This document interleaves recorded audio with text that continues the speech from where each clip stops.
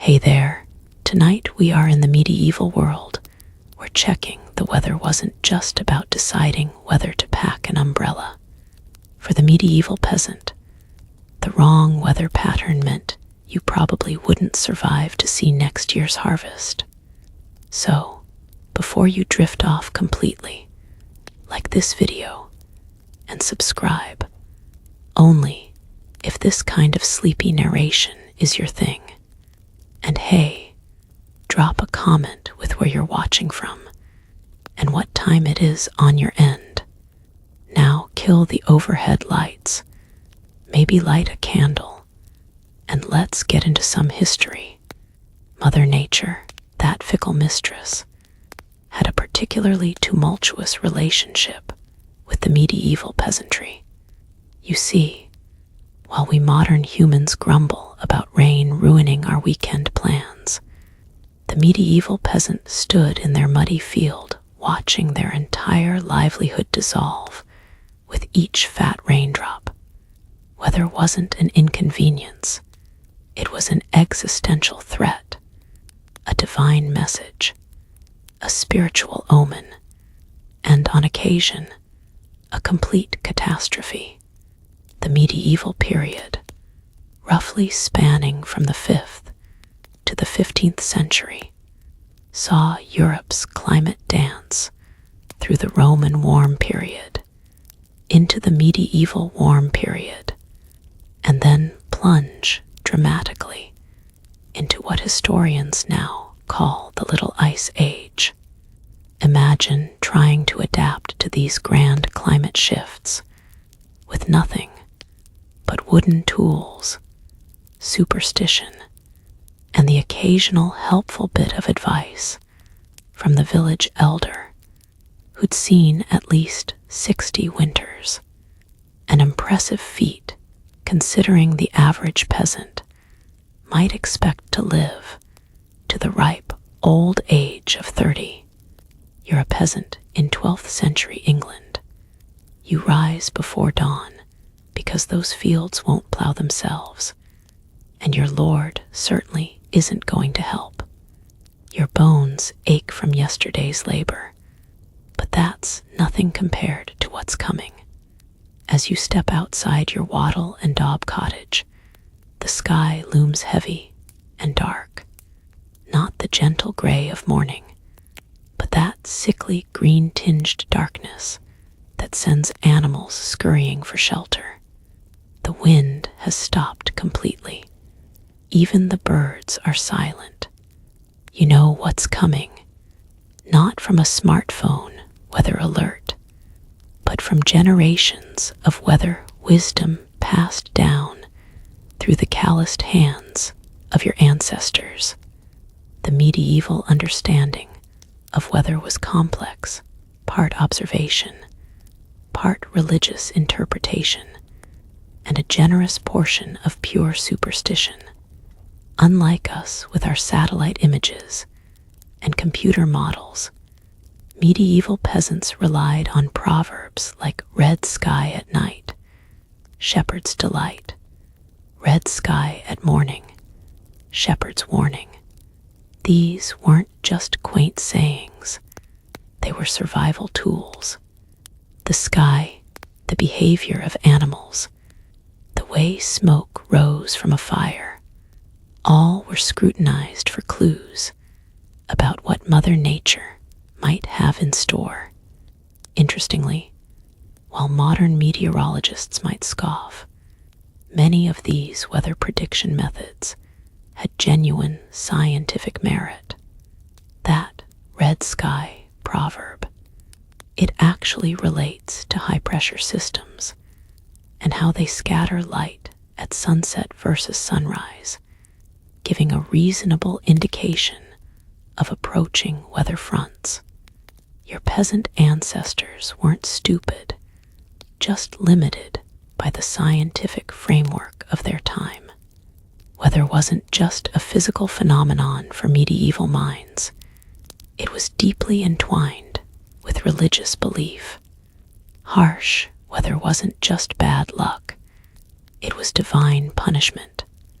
Drought might be interpreted as God's anger at village sins, while abundant rain could be seen as heavenly blessing. This spiritual dimension to weather meant that responses often included prayer and religious ceremonies alongside practical measures. Village priests would perform special masses during droughts. Processions might be organized during prolonged storms, and saints with weather associations would be earnestly petitioned. Saint Medard, for instance, became known as the patron saint against bad weather. Legend had it that as a child, an eagle once hovered over him, wings outstretched, protecting him from rain. Peasants would pray to him when dark clouds gathered, hoping for similar divine intervention. Whether it worked or not is debatable, but it provided something almost as valuable as physical protection, psychological comfort in the face of uncontrollable forces.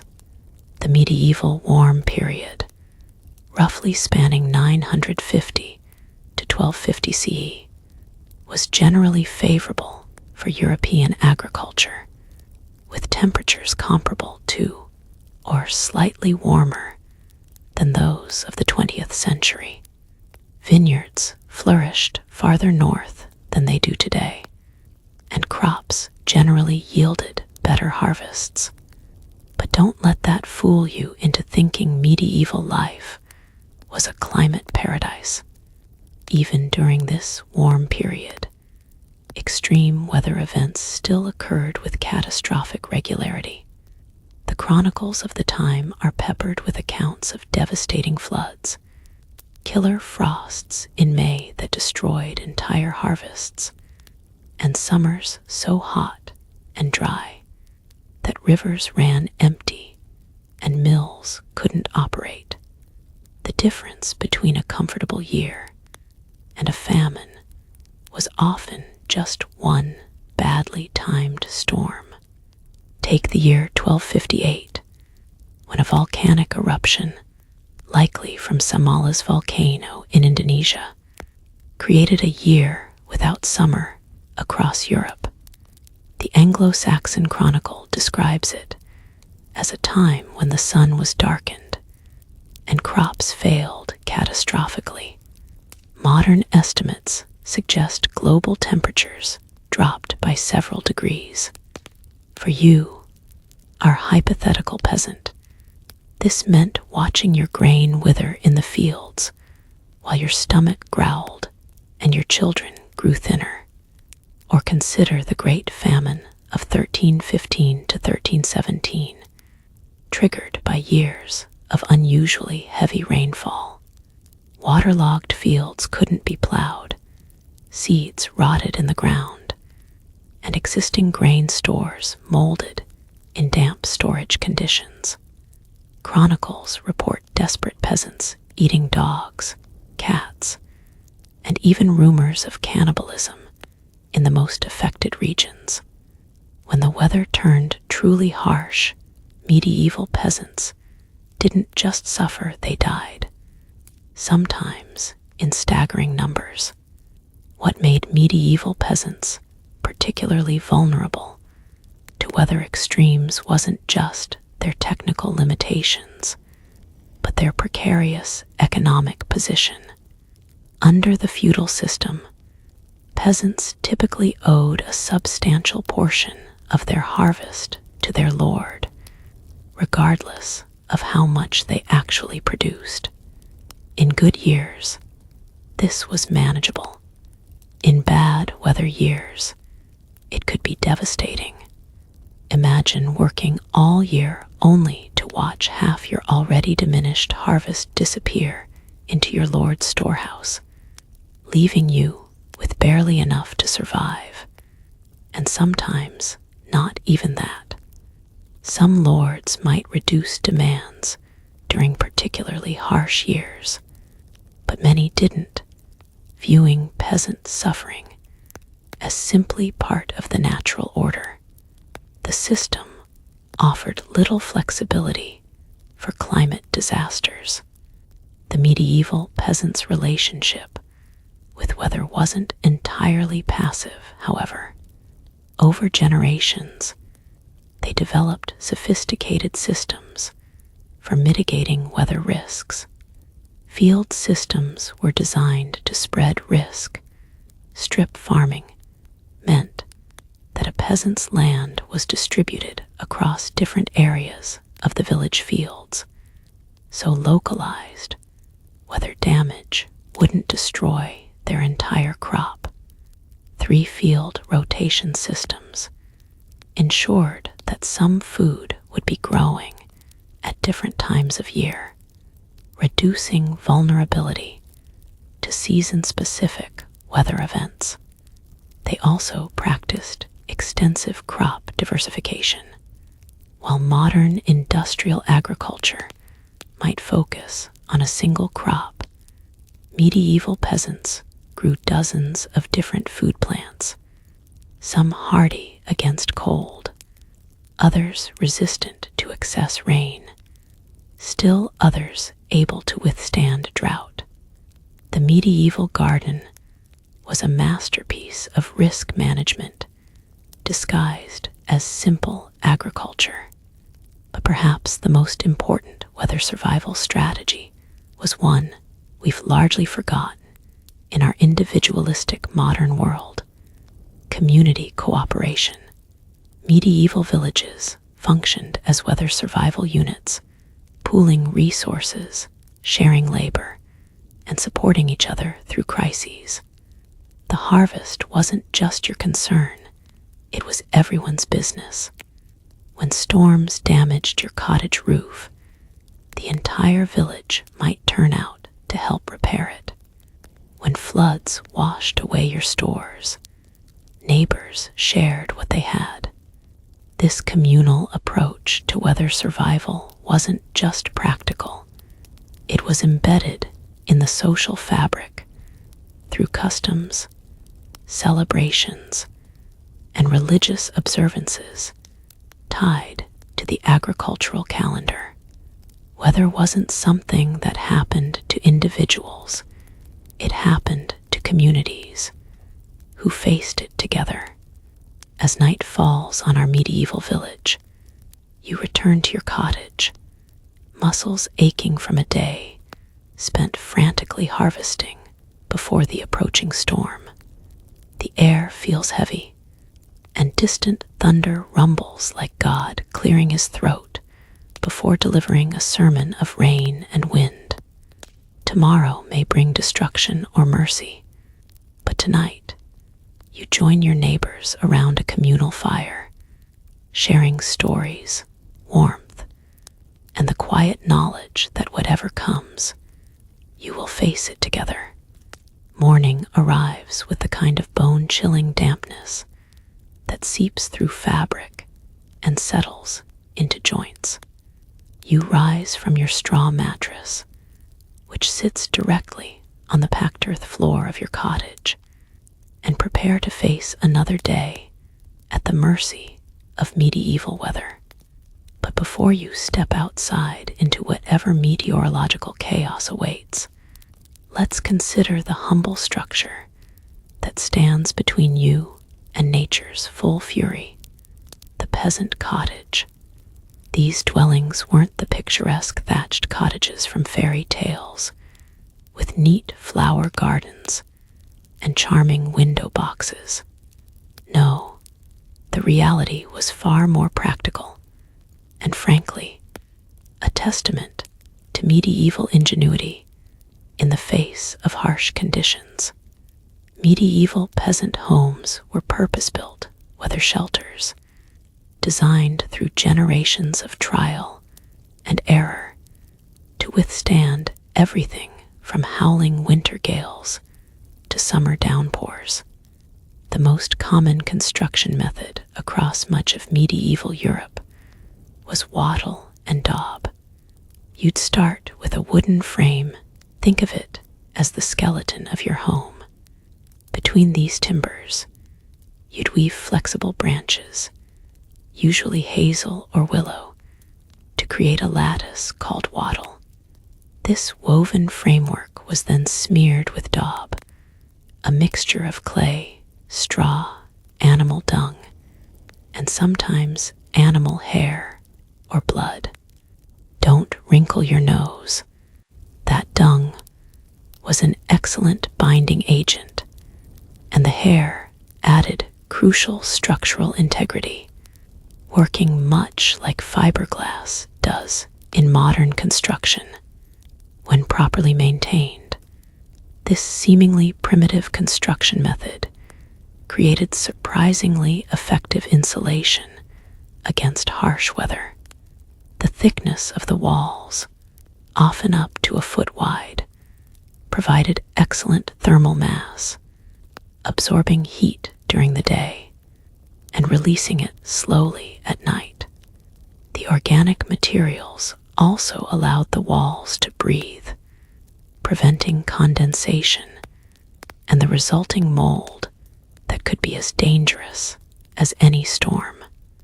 Of course, properly maintained is the operative phrase here. Wattle and daub required constant attention. Rain would gradually wash away portions of the daub, requiring regular patches and repairs. You might spend a significant portion of your precious non-farming time just keeping your walls intact. Medieval peasants didn't have weekend home improvement projects. They had constant, necessary maintenance that kept them alive. In regions where stone was plentiful, such as parts of Scotland, northern England, and mountainous areas across Europe, peasants might construct cottages with stone foundations, or even full stone walls. These provided superior protection against driving rain and winter winds, but presented their own challenges. Stone conducts cold efficiently, making these homes potentially damper and chillier unless properly insulated with tapestries, woven mats, or even dried moss stuffed into crevices. The roof of your medieval cottage would likely be thatched with whatever materials were locally available: reeds, straw, heather, or even turf in some regions. A well-constructed thatch roof could last 15 to 20 years and provided excellent insulation. The steep pitch allowed rainwater and snow to slide off rather than accumulate, while the thickness of the thatch, often exceeding a foot, created an insulating air pocket between the harsh outdoor temperatures and your living space. Thatching was a specialized skill, one often passed down through families. The thatcher would layer bundles of material, securing them to the wooden rafters and creating a waterproof barrier that was surprisingly effective. The thermal properties of thatch meant your cottage would stay cooler in summer and warmer in winter, an early form of climate control that worked entirely without electricity. What thatch gained in insulation value, however, it lost in fire safety and pest resistance. During drought conditions, a thatch roof could catch fire from a single wayward spark from your cooking hearth. During extended wet periods, it might become home to an alarming variety of insects, rodents, and even small birds seeking shelter from the elements. You'd share your home not just with family members, but with these uninvited guests as well. And yes, they occasionally dropped from the ceiling into your pottage. Windows, as you might imagine, were a luxury few peasant cottages could afford. Glass was prohibitively expensive, and large openings invited both weather and thieves. Instead, your cottage might have small openings covered with oiled parchment, wooden shutters, or even thin animal bladders stretched across the frame. These allowed minimal light while providing some barrier against wind and rain. More commonly, the only significant opening would be the door, which would remain open during daylight hours for light and ventilation, weather permitting. This lack of windows created a dark interior that modern sensibilities would find depressing, but it served an important weather management function. Fewer openings meant fewer places for winter drafts to penetrate. The darkness was a small price to pay for marginally better warmth retention. The hearth formed the literal and metaphorical heart of your cottage, typically positioned centrally rather than against a wall. This open fire served multiple functions: cooking, heating, light, and even pest control, as the smoke would help preserve thatch from insect damage. The downside: without proper chimneys, which were rare in peasant dwellings until the later medieval period, smoke simply rose to gather near the roof, eventually finding its way out through a hole called a smoke vent, or through the thatch itself. During harsh weather, when doors and any window coverings remained closed, your cottage would fill with eye-watering smoke, a health hazard by modern standards, but considered a normal part of life for medieval peasants. Archaeological evidence shows that many medieval skeletons have carbon deposits in their lungs and sinuses, testament to lifetimes spent breathing smoky air. The alternative, freezing without fire during winter storms, was obviously worse. The floor beneath your feet would typically be nothing more than packed earth, sometimes mixed with lime or strewn with rushes for minimal comfort. In particularly wet regions or seasons, this could become problematic, with moisture seeping up from the ground. Clever peasants might dig shallow drainage channels around their cottages to divert water away from the foundations and prevent flooding during heavy rains. In areas particularly prone to flooding, some peasant homes were built on slightly raised platforms of earth or stone, not enough to qualify as stilts, but sufficient to keep the worst of the floodwaters at bay during moderate rainfall events. During truly catastrophic floods, however, these measures were largely symbolic. When rivers overflowed dramatically, entire villages could be submerged. Regional adaptations to local weather conditions created fascinating variations in peasant architecture across Europe. In the windswept coastal regions of Scotland, cottages were often built with rounded corners to better deflect gale-force winds. In mountainous areas prone to heavy snowfall, roofs might extend nearly to the ground, creating a steep slope that prevented snow accumulation. In flood-prone regions, homes might cluster on whatever high ground was available, however slight. During particularly harsh winters, your living arrangements would become even more intimate. Livestock, typically a pig, some chickens, maybe a cow if you were fortunate, would be brought inside the cottage to share their body heat and survive the cold. The animal end of the cottage would be separated from the human living space by nothing more than a simple partition, if that.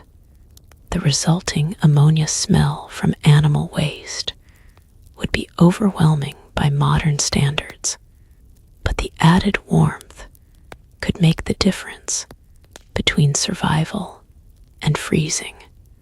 This cohabitation had the added benefit of protecting valuable animals from weather-related losses.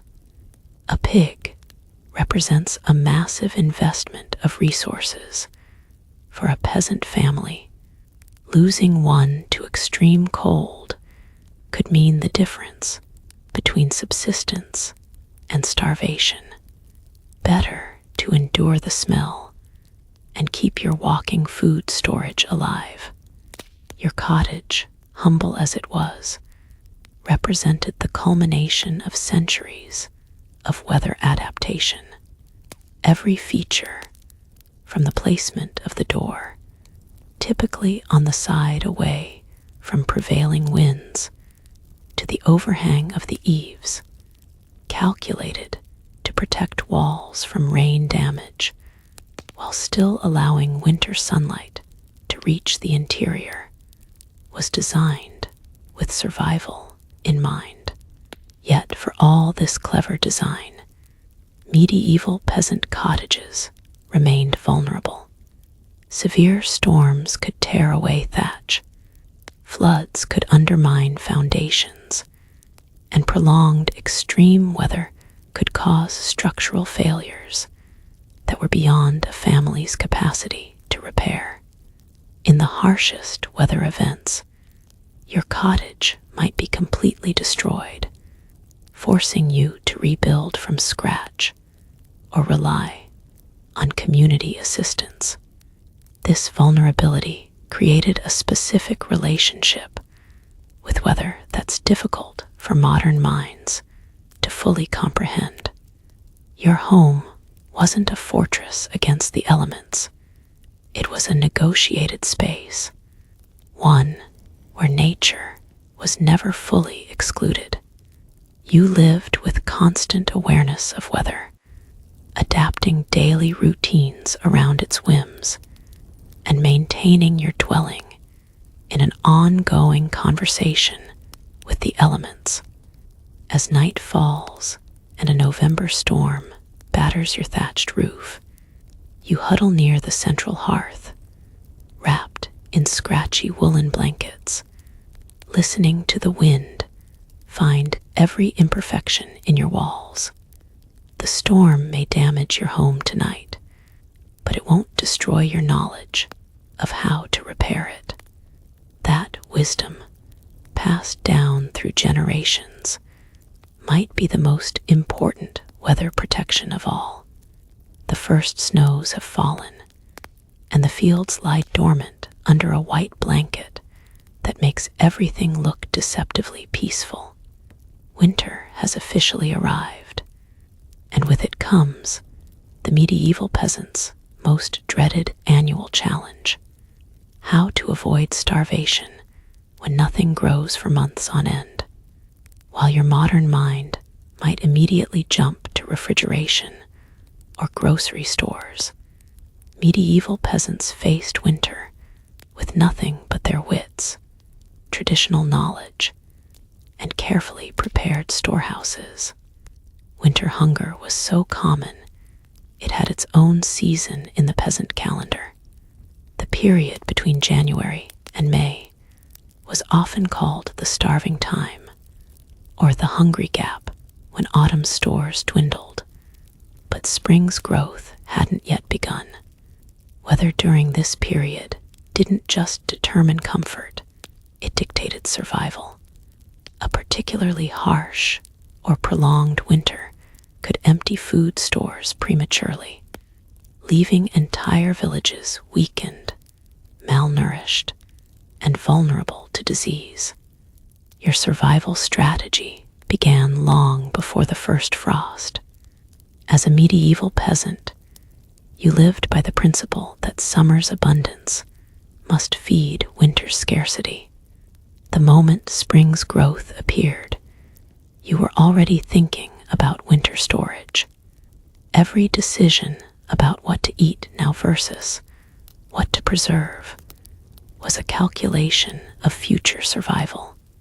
That wild strawberry might look delicious, but dried fruits would keep you alive in February. The psychology of this constant forward planning created a relationship with food entirely foreign to our modern instant gratification mentality.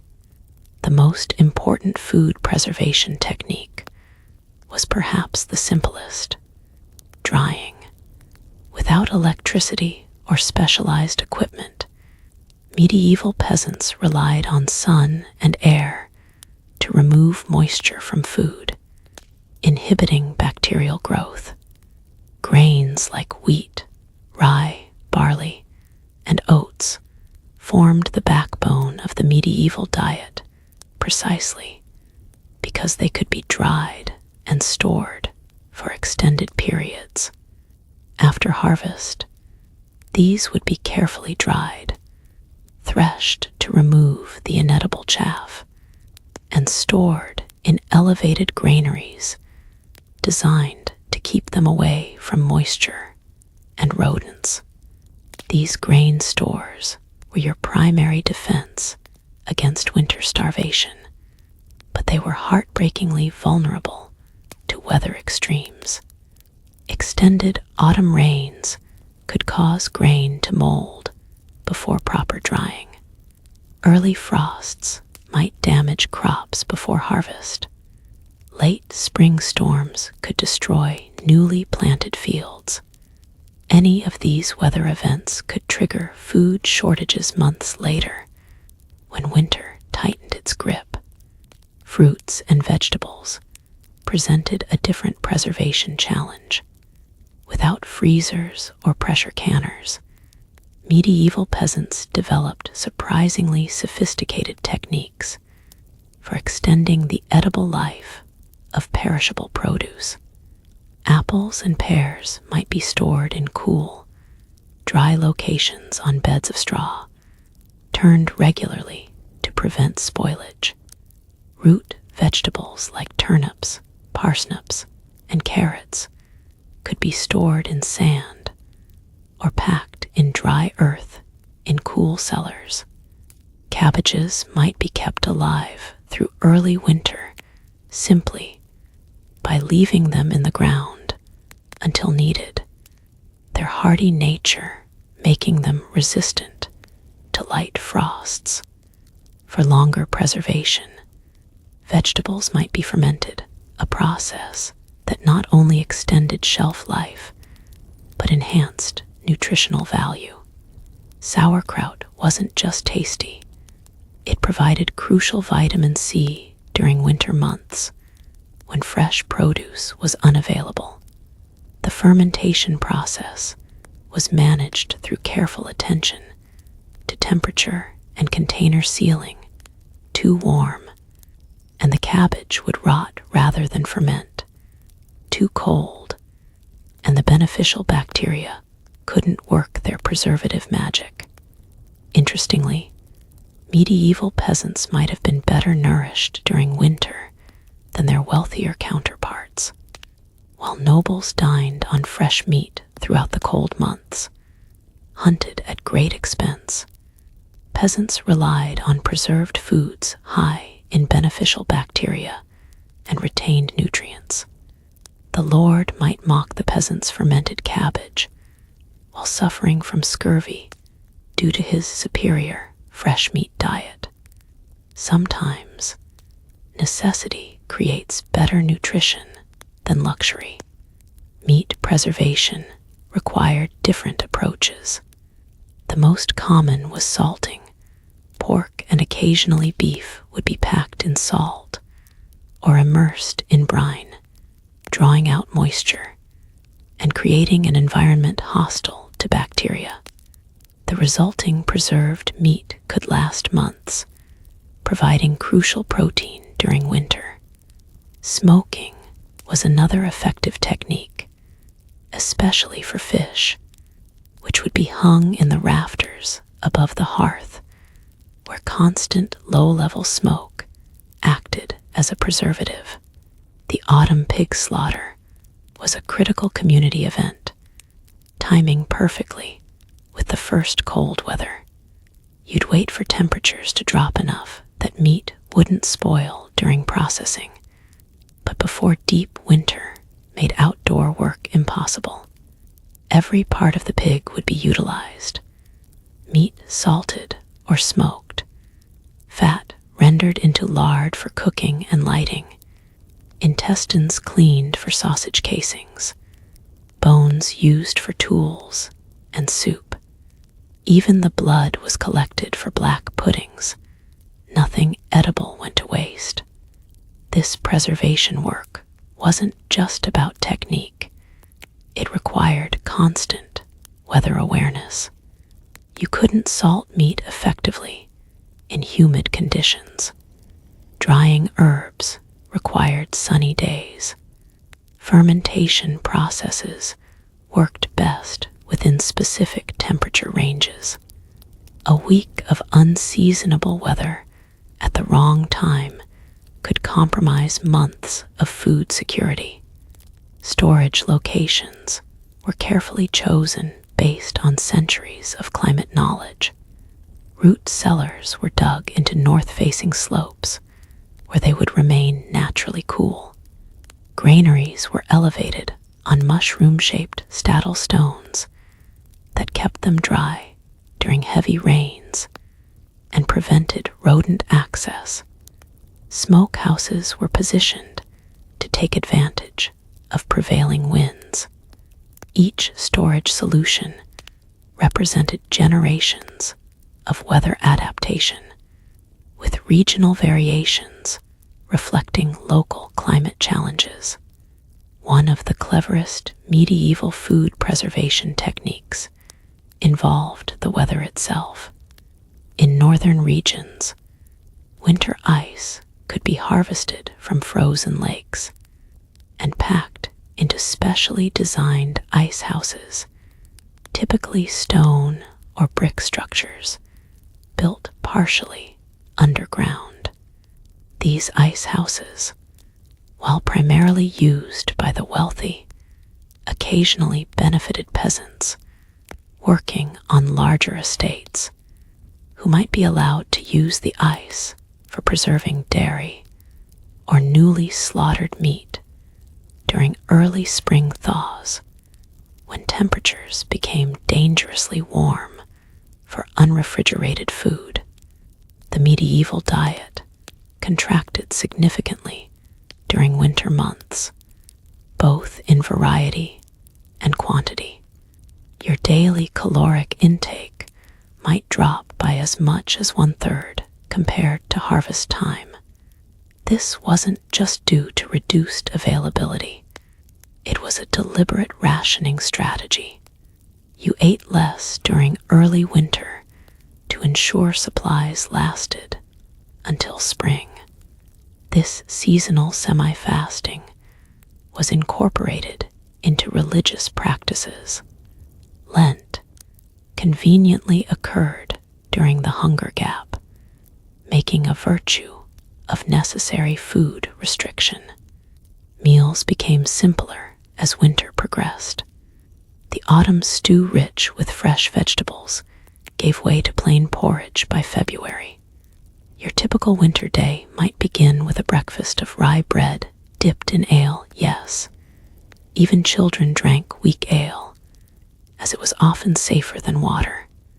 Midday might bring a pottage, a thick soup of whatever was available, perhaps barley, dried peas, and a precious bit of salted pork for flavor. By evening, you might have only bread and cheese, or another serving of pottage, monotonous by modern standards, but carefully calculated to stretch supplies until spring, Weather disruptions to this fragile food system could be catastrophic. A severe winter storm might prevent access to storage buildings. Extended freezes could damage root cellars. Sudden thaws followed by refreezing could spoil carefully preserved foods. Most dangerous were the indirect effects. Winter weather that killed livestock meant both immediate food loss and reduced breeding stock for the following year, creating a multi-season food security crisis. The weather vulnerability of medieval food systems is starkly illustrated by the Great Famine of 1315 to 1317. Unusually heavy rains throughout Europe led to widespread crop failures for multiple consecutive seasons. With food reserves already exhausted from the first bad harvest, peasants had nothing to fall back on when the second and third harvests also failed. Chronicles describe people eating bark, grass, and even clay to stave off hunger pangs. Population records suggest mortality rates of 10 and 15% in affected regions. Death by starvation or related diseases. Desperate measures emerged during extreme food shortages. In weather-induced famines, peasants might resort to famine foods, items not normally considered edible, but capable of providing some nutrition in emergencies. Acorns, normally considered livestock feed, could be processed to remove bitter tannins and ground into flour. Certain tree barks contained starch that could be extracted through careful processing. Wild plants normally avoided due to bitter taste or minimal caloric value became essential survival foods. Medieval literature and chronicles contain references to hunger bread, emergency loaves made by bulking out minimal grain supplies with anything remotely edible: ground nuts, dried berries, beans, pea flour, and even ground dried roots or bark. These dense, often unpalatable loaves provided enough calories to sustain life, though barely. They represent the medieval peasant's last line of defense against weather-induced starvation, nutritionally poor, but better than nothing. Communities developed collective strategies for weather-related food crises. Village grain stores might be managed communally during severe shortages, with strict rationing systems implemented. Religious institutions often maintained emergency food reserves, distributing alms during famines. These social systems recognized that individual preparation, however careful, could never fully protect against extreme weather events. The psychological impact of this constant food insecurity shaped medieval mentality in ways modern people might find difficult to comprehend. You didn't just fear hunger, you expected it as an annual visitor. The question wasn't whether you'd be hungry during winter, but how hungry and for how long.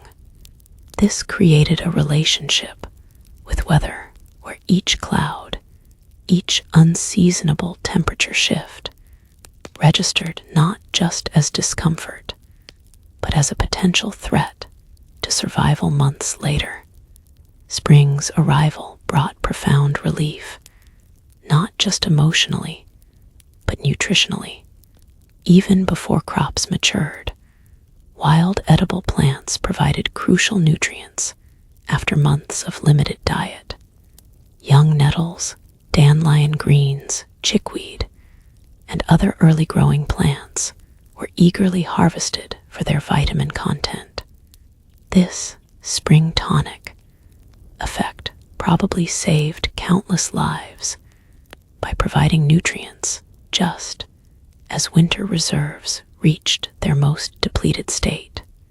As you gather these first spring greens, fingers still stiff from winter's cold, you can't help calculating how many days your remaining grain stores might last. The weather remains unpredictable. A late frost could still destroy early plantings. But for now, at least, winter's hungry shadow has begun to recede, and with it, the immediate threat of starvation. You've survived another winter, thanks to centuries of weather wisdom encoded in your food preservation practices. Now it's time to begin the cycle again. The wind howls outside your cottage, sending occasional drafts through the countless tiny imperfections in your walls. Snow has been falling steadily for 3 days, accumulating in drifts that sometimes reach the eaves of lower buildings. Inside, you're wrapped in layers of clothing that, while far from fashionable by any standard, represent one of humanity's most effective adaptations to extreme weather. Medieval textile technology. Modern people tend to imagine medieval peasant clothing as uniformly brown, shapeless sacks with rope belts, a costume better suited for a school play than actual survival. The reality was far more practical and ingenious. Your typical medieval peasant wardrobe represented generations of trial and error development in weather protection, using locally available materials transformed through sophisticated processing techniques. Wool formed the backbone of medieval cold weather protection, and with good reason. Even when wet, wool retains approximately 80% of its insulating properties, a crucial characteristic in the damp European climate where rain and snow were frequent visitors. Sheep were relatively easy to raise on marginal land, unsuitable for crops, making wool available even to poorer communities. As a peasant, your relationship with wool began long before it became clothing. The process of converting a sheep's fleece into weather-resistant garments involved numerous steps, each requiring specific weather conditions to execute properly. Shearing typically occurred in late spring. Timing was crucial, as sheep needed their wool for protection during winter, but had to be relieved of it before summer heat caused health problems. The raw wool then required washing to remove lanolin, sheep grease, and debris, a task ideally performed during dry, breezy weather when the clean wool could be spread to dry quickly. Carding, the process of aligning wool fibers using specialized combs, prepared the wool for spinning, transforming tangled clumps into workable material. Spinning converted these fibers into thread using drop spindles, or in later medieval periods, spinning wheels. These tasks were gender-coded as women's work and often performed during winter months when fieldwork was impossible. Your medieval grandmother might spin by firelight during long winter evenings, her fingers maintaining the muscle memory of this essential skill, even as she dozed. Interestingly, raw wool contained natural natural water-resistant lanolin, which medieval processors sometimes deliberately left partially intact for outer garments intended for wet weather work. Modern wool processing removes nearly all lanolin, but medieval methods were more selective, retaining some of this natural weatherproofing in garments destined for the harshest conditions. Linen provided an essential complement to wool in the medieval wardrobe. Made from processed flax plants, linen created lightweight undergarments that wiced moisture away from the skin, a critical function when working in cold conditions where sweat could become dangerously chilling if allowed to remain against the body. Growing and processing flax was labor-intensive, requiring precise timing with seasonal weather patterns for planting, harvesting, retting, controlled rotting to separate fibers, and drying. The most basic peasant garment was the undertunic or shirt, typically made from linen for both men and women. This served as the medieval equivalent of underwear, though it covered much more of the body than modern undergarments. Over this, you'd wear one or more wool layers, depending on the season and weather conditions. During the harshest winter weather, multiple tunics might be worn simultaneously, creating trapped air layers that provided excellent insulation. Leggings or hose covered the lower body, attached to a belt or undertunic with ties. Unlike modern tights, medieval hose often covered each leg separately, allowing for easier replacement of individual worn sections, a practical consideration when clothing represented significant investment of time and resources. During particularly cold weather, these might be supplemented with additional leg wrappings, especially for outdoor work. Your outer layer typically consisted of a heavier wool tunic or coat, sometimes including a hood for head protection.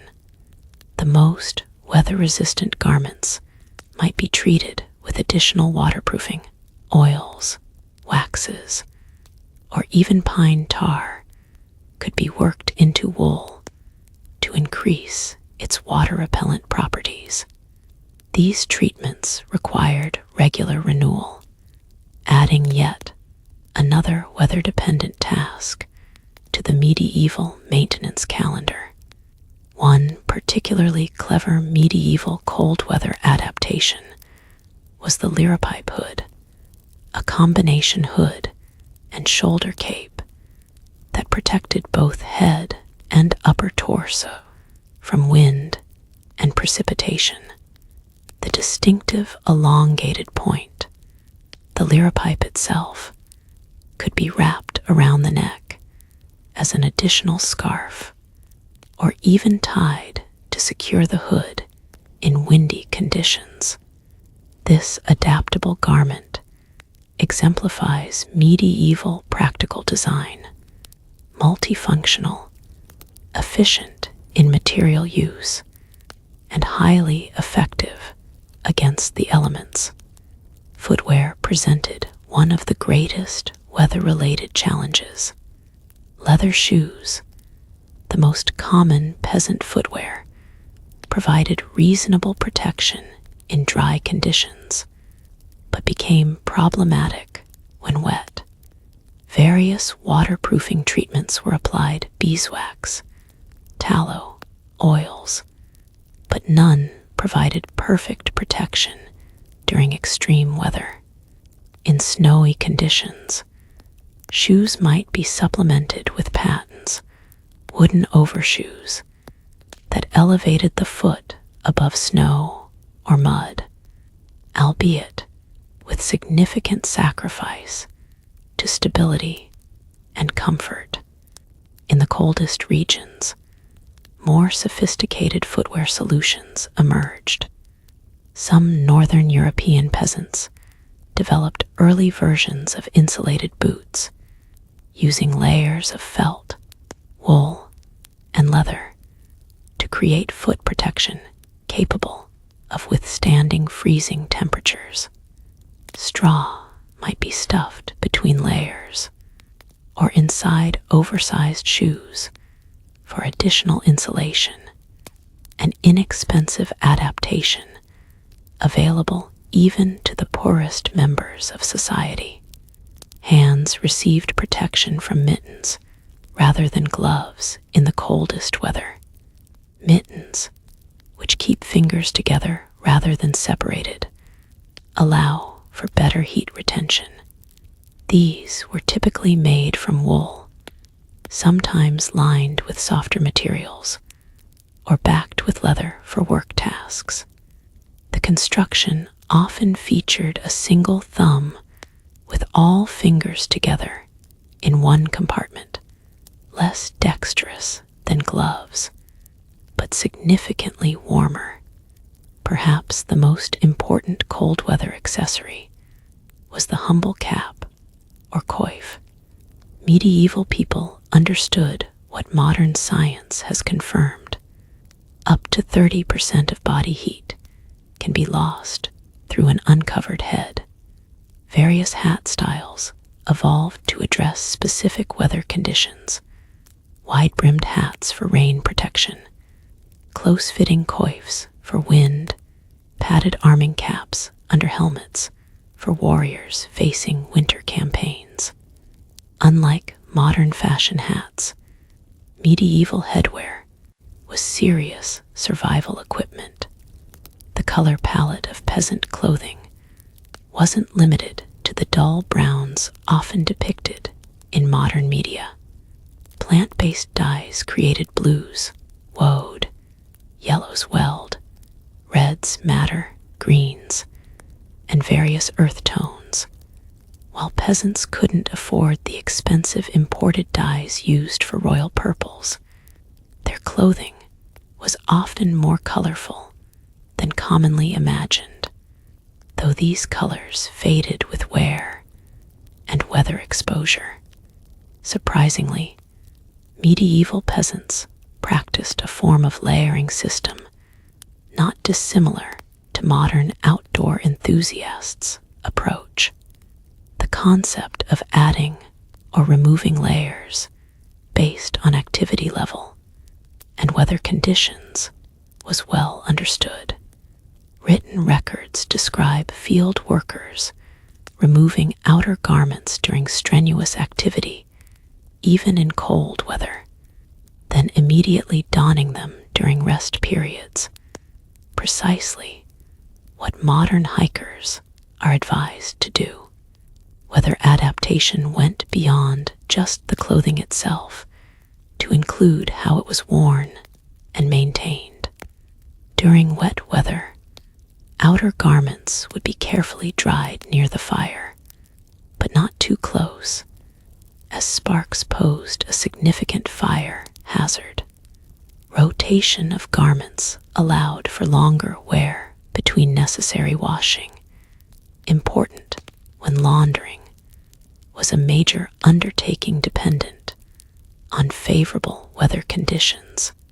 The washing process itself was severely constrained by weather. Laundry ideally needed fair, breezy conditions for drying, making winter clothes maintenance particularly challenging. Cold water washing was the norm, with harsh lye soap providing cleansing action at the cost of gradual fiber damage. Beating clothing against rocks in streams, a common laundering technique, was impossible when those streams were frozen solid. This maintenance challenge created a seasonal rhythm to clothing use. Your best tunic might be reserved for summer church attendance, when washing was easier and the garment less likely to be damaged by harsh weather. Winter work clothes accepted a certain level of embedded grime as inevitable, with major washing reserved for periodic favorable weather windows. Specialized weather garments emerged for those whose work couldn't stop regardless of conditions. Shepherds watching flocks in winter, whether might wear cloaks made from entire sheepskins, wool side in, leather side out, creating a wind and waterproof layer with built-in insulation. Fishermen in coastal regions developed early versions of oilskins garments repeatedly treated with linseed oil to create water-resistant outer layers.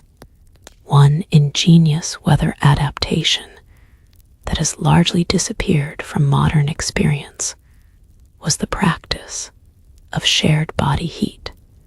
Medieval beds typically accommodated multiple people, not just for space efficiency, but for crucial warmth during winter nights.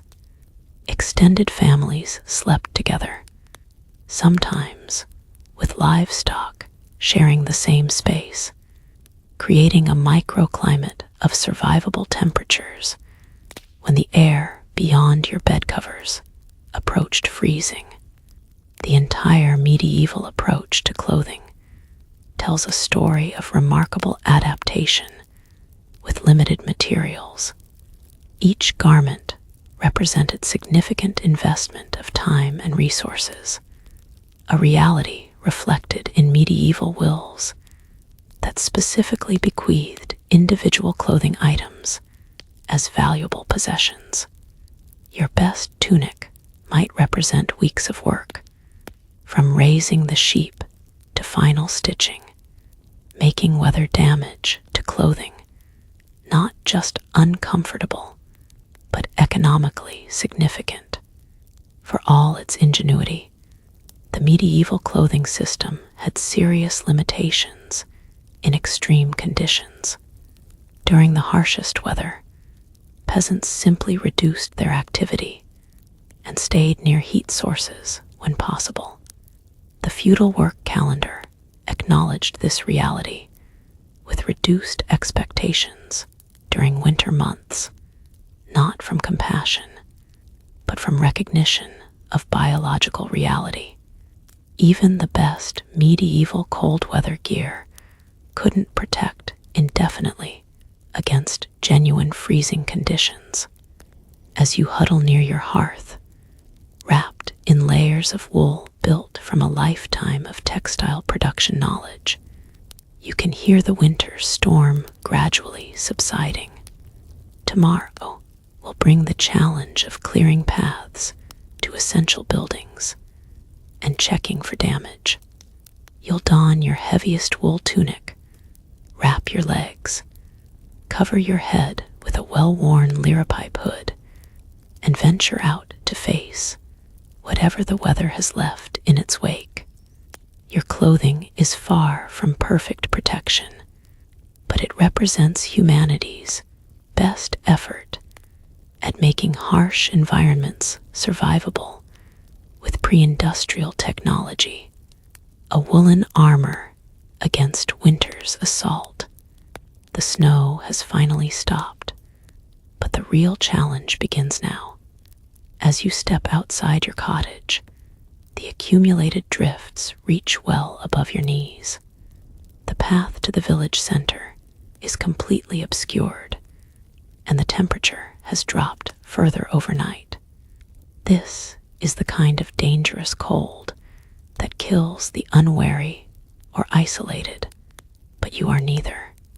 In the distance, you can see smoke rising from other cottages and figures already moving through the white landscape, converging on the village commons.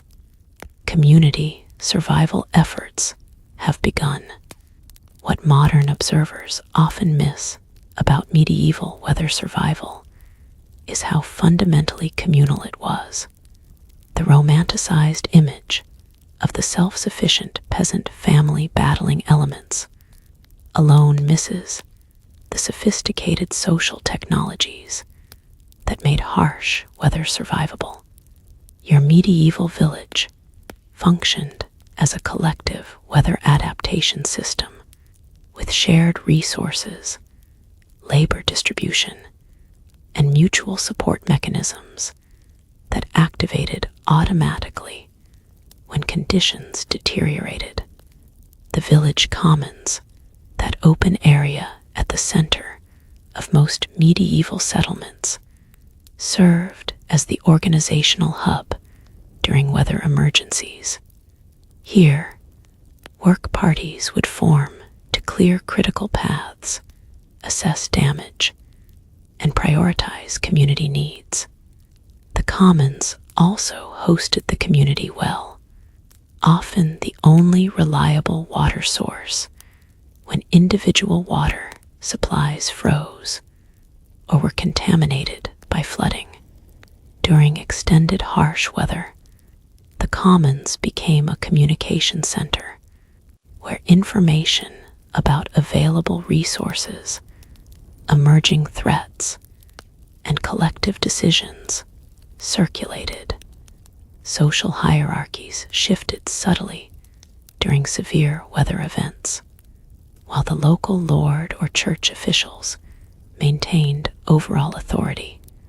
Practical leadership often devolved to those with specific weather-relevant knowledge. The elderly woman who had survived 3 major floods might suddenly find her opinions sought by the village reeve. The charcoal burner, with his expertise in maintaining fire under difficult conditions, became temporarily more important than the village's wealthier members. This weather meritocracy reflected medieval pragmatism. When survival was at stake, useful skills trumped official position. Chronicles and court records occasionally reference this phenomenon indirectly, with complaints about common folk giving orders during disasters or praise for ordinary peasants who organized effective responses to extreme weather events. The most visible manifestation of communal weather response was the obligation of path clearing. After heavy snowfall, every able-bodied villager was expected to help restore essential routes to the well, to livestock shelters, to food storage, and between dwellings. This work wasn't allocated by individual property lines. It was organized around community need.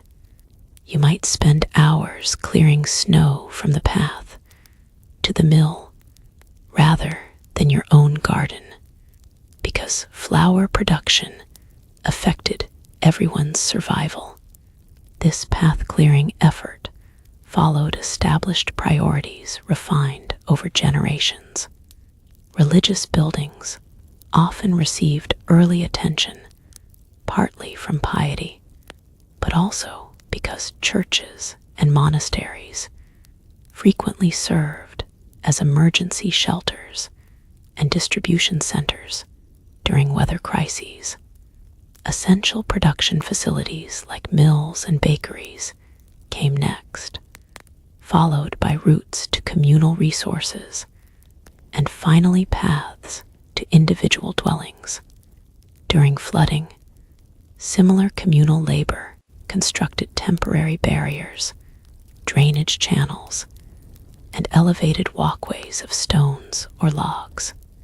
These emergency constructions relied on shared knowledge of water flow patterns, where the village would flood first, which buildings were most vulnerable, and where intervention could be most effective. This hydrological understanding wasn't written down, preserved in community memory and activated when needed. Medieval villages developed sophisticated resource-sharing systems that activated during weather emergencies. Fuel sharing was perhaps the most critical. Households with surplus firewood were expected to contribute to those running dangerously low.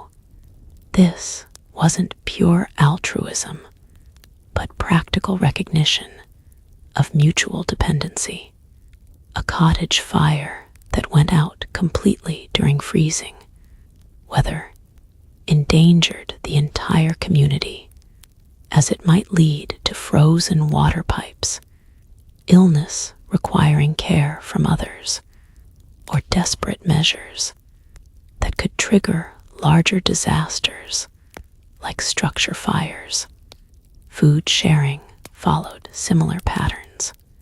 While everyday meals remained household responsibilities, extreme weather triggered more communal approaches. Community soup pots might appear, where families contributed what they could to create shared meals that stretched limited resources. These communal meals served multiple functions.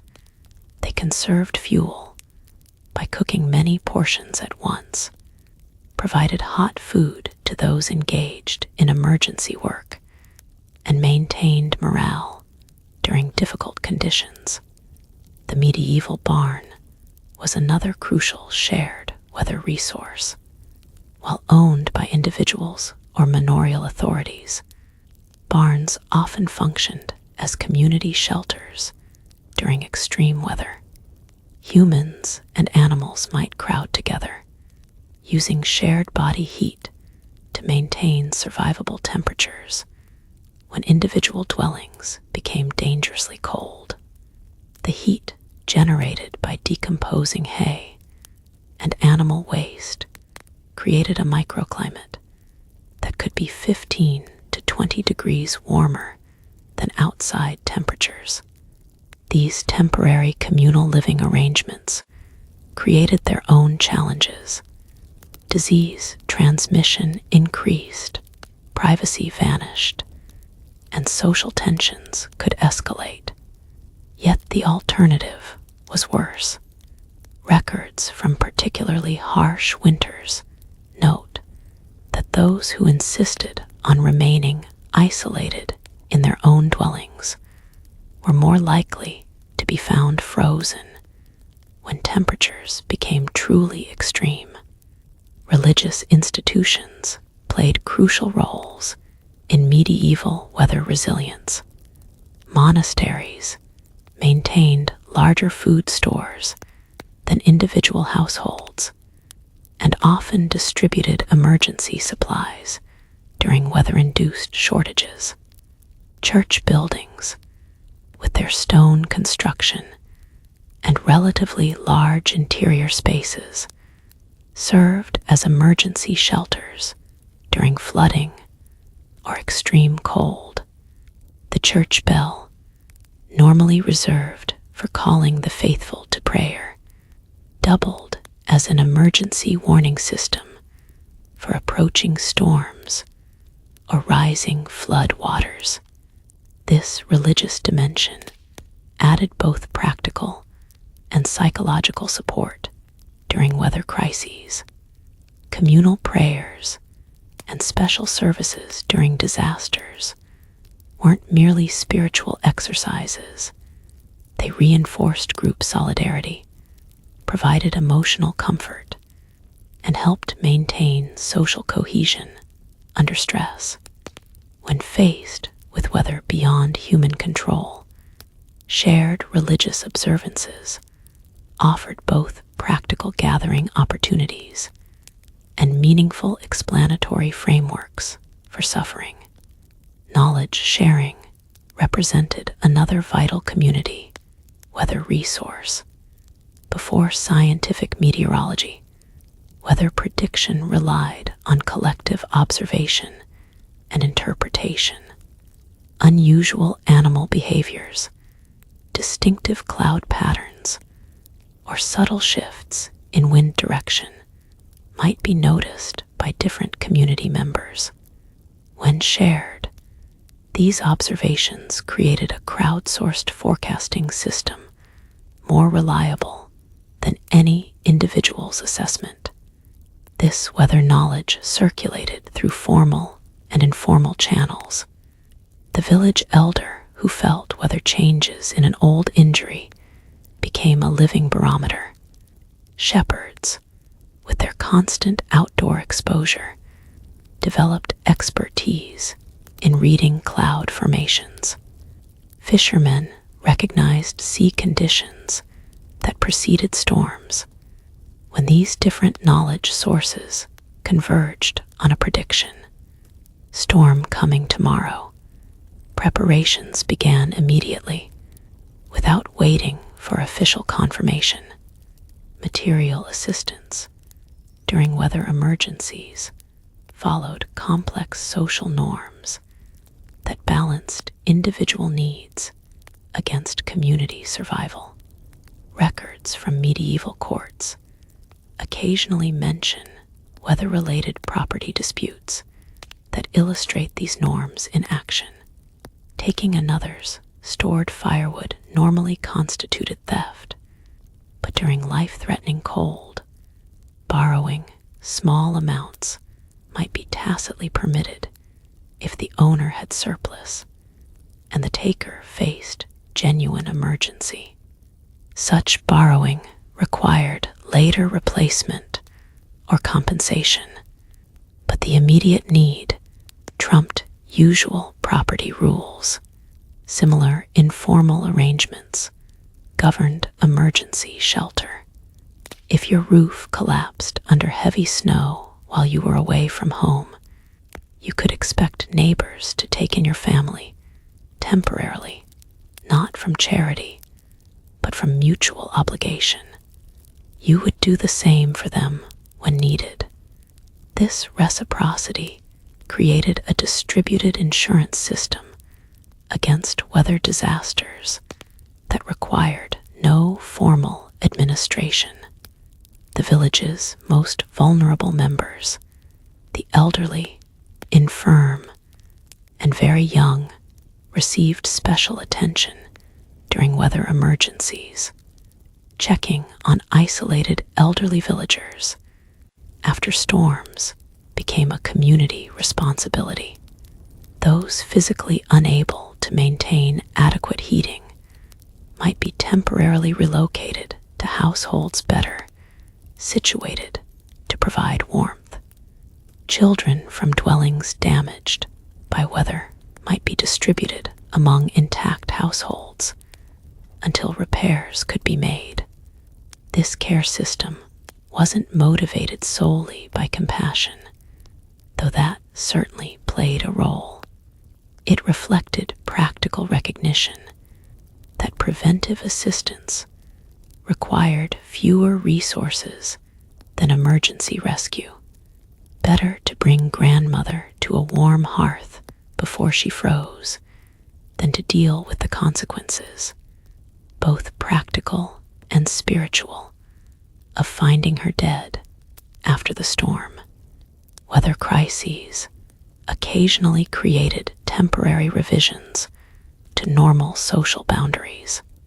Records from severe winters mention unusual sleeping arrangements, multiple families sharing limited heated space, men and women mixing in ways normally considered improper, social ranks temporarily ignored in the interest of efficient heat conservation. These arrangements were understood as emergency measures, not permanent social reorganization, but they reveal the flexibility of medieval communities when survival was at stake. The aftermath of severe weather events triggered another phase of communal response, the assessment and repair of damage. After flooding receded or snowstorms passed, village authorities organized systematic evaluation of structures, fields, and infrastructure.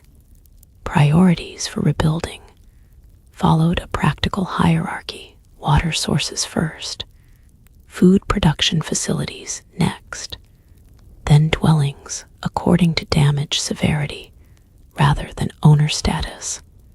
Labor for these repairs was often collectivized, with skill-based assignments rather than individual responsibility. The village's best thatcher might repair multiple roofs in sequence, assisted by general laborers, rather than each household struggling separately with repairs beyond their expertise. This approach maximized limited technical knowledge and allowed the community to recover functionality more quickly than isolated efforts would permit. Perhaps the most sophisticated aspect of medieval communal weather response was its intergenerational knowledge transfer.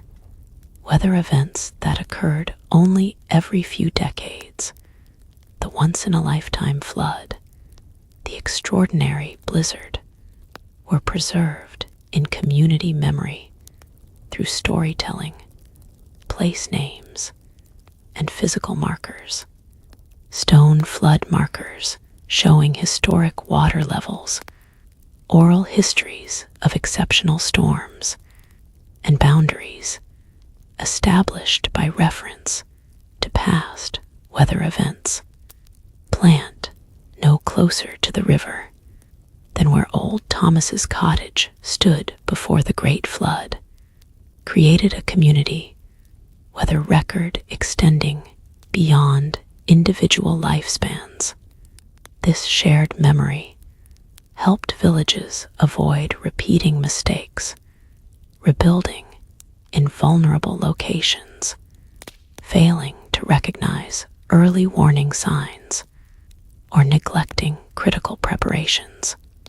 It constituted a form of slow-motion adaptation, as each generation adjusted practices based on accumulated experience with extreme events. As you join your neighbors in the snow clearing effort, you're participating in a weather response system refined over centuries. Your individual survival chances are substantially higher because you belong to this network of shared labor, resources, and knowledge. The community hearth, both literal and metaphorical, provides warmth that no individual could maintain alone during nature's harshest moments. The wind has shifted overnight, bringing an unexpected warmth that makes the snow begin to sag and drip from tree branches. This sudden thaw might seem welcome after days of bitter cold, but you and your fellow villagers exchange worried glances. You've seen this pattern before. A winter thaw followed by heavy rain could mean flooding, while a sharp refreezing would create treacherous ice sheets across fields and pathways. How did you know this?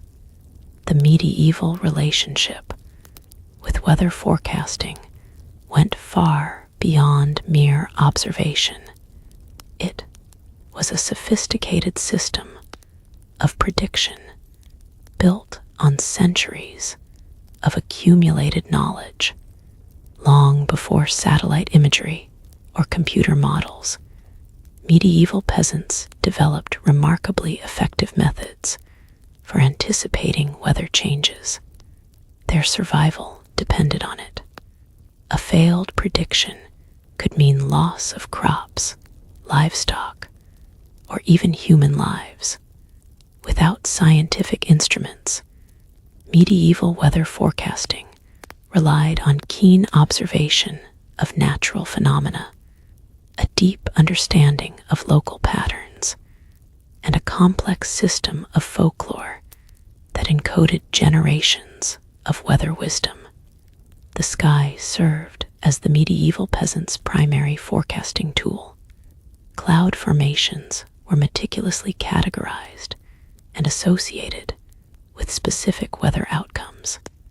Mackerel sky, rippled cirrocumulus clouds resembling fish scales, signaled approaching rain within 24 hours. Long, wispy, mare's tails, cirrus clouds, stretching across the sky warned of changing weather systems. The height, color, and movement of clouds were all incorporated into prediction methods with surprising accuracy. The behavior of the sun and moon provided additional forecasting data. Ring around the moon, rain or snow soon wasn't merely a catchy rhyme. It described the atmospheric conditions.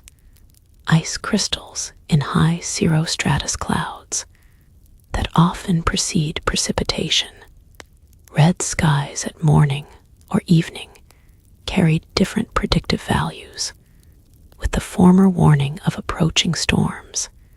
Hence the enduring proverb, red sky at night, shepherd's delight. Red sky at morning, shepherd's warning. This sky watching wasn't casual observation, but a disciplined daily practice. Contemporary accounts describe peasants pausing work specifically to study the sky at dawn and dusk, when changing light conditions made certain indicators more visible. Some communities designated particular individuals, often shepherds or other workers, who spent most daylight hours outdoors as unofficial weather watchers, their predictions carrying special weight in agricultural decision-making. Animal behavior provided another crucial forecasting dimension. Medieval peasants noticed patterns modern science has since confirmed. Many animals can detect barometric pressure changes, infrasound, or other subtle environmental shifts that precede weather events. Cows lying down in fields, swallows flying lower than usual, frogs croaking more persistently, ants building up their mounds, or worms emerging from the soil in large numbers, all signaled approaching rain. Domestic animals were particularly valued, weather predictors due to their constant presence. Cats cleaning behind their ears, dogs eating grass, or horses acting restless without obvious cause were all incorporated into the predictive system. These observations weren't merely superstition. Many animals are indeed sensitive to the atmospheric pressure changes that precede storms, allowing medieval forecasters to detect approaching weather systems before any visible signs appeared. The medieval forecasting system also incorporated plant behavior, certain flowers closing before rain, pine cones opening in dry weather and closing when moisture increases, or clover leaves folding upward before storms. These botanical indicators were particularly valuable during growing seasons when agricultural timing decisions were most critical. Physical sensations provided personal forecasting tools.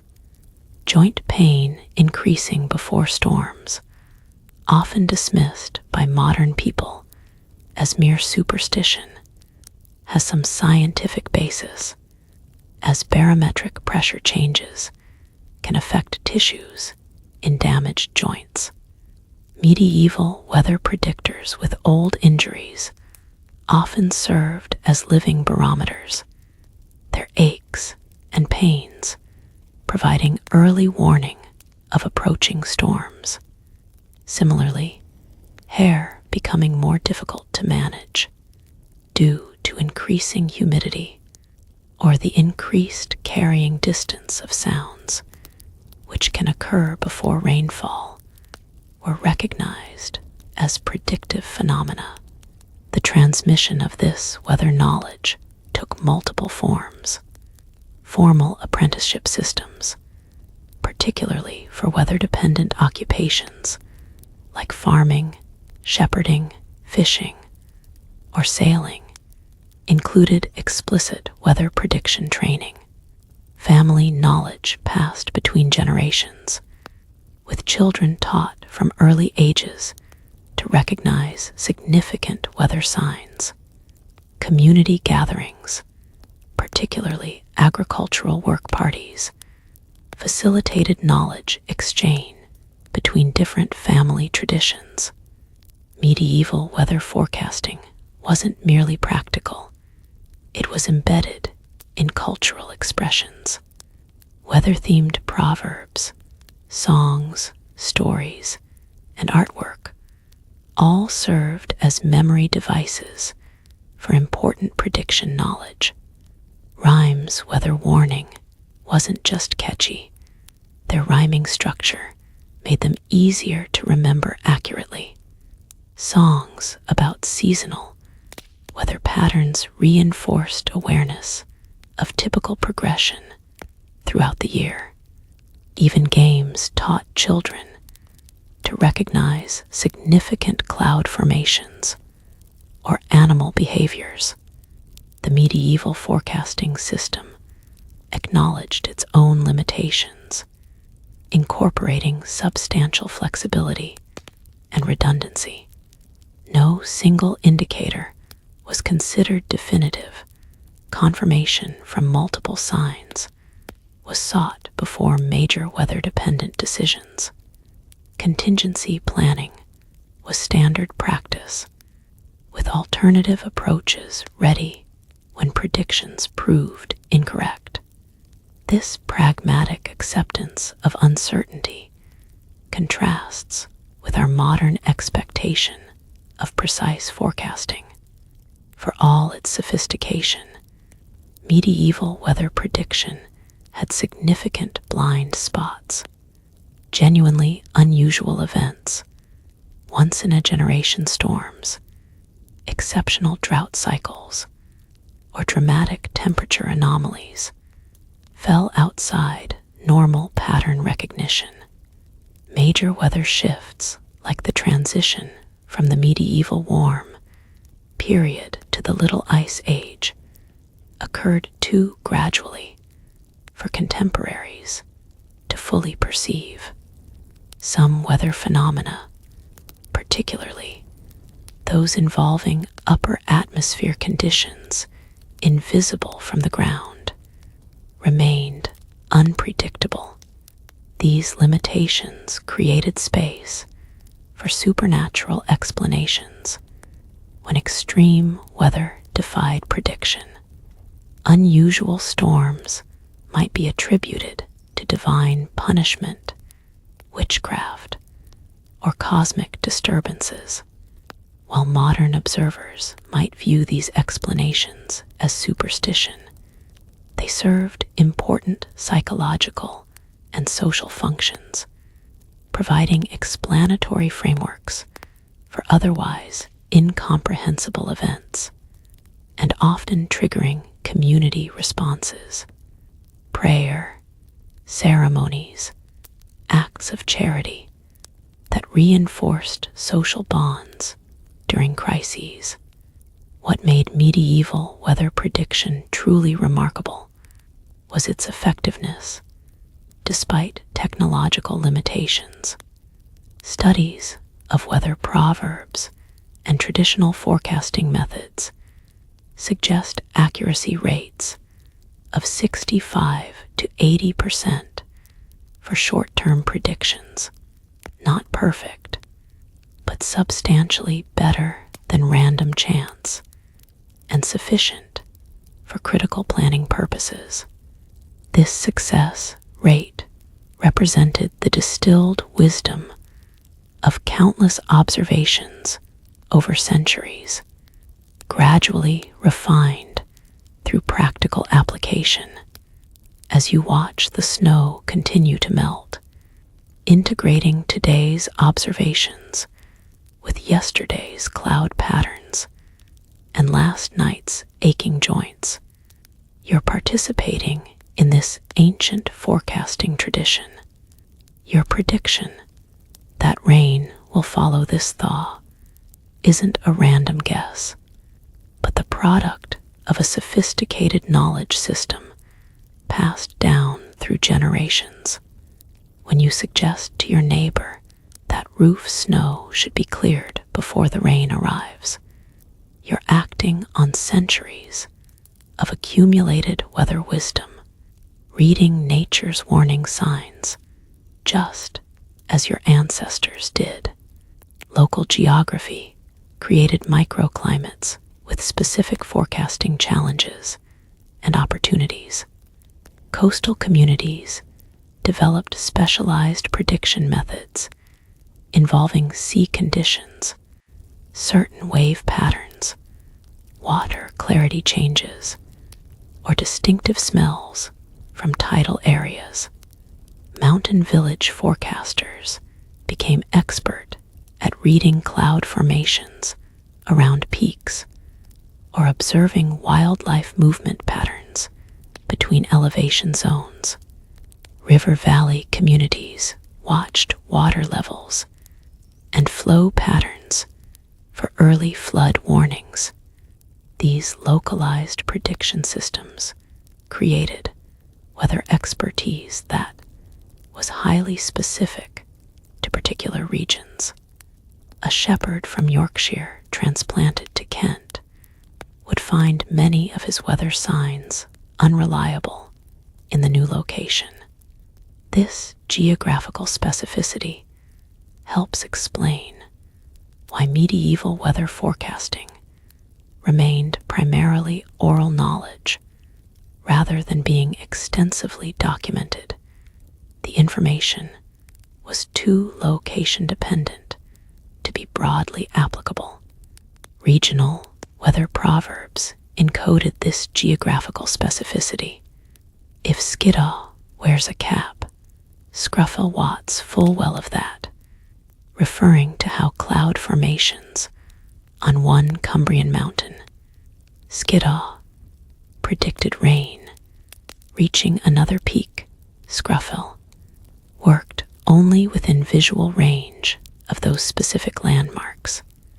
Similar location-based proverbs existed throughout medieval Europe, creating hyperlocal forecasting systems tailored to particular landscapes.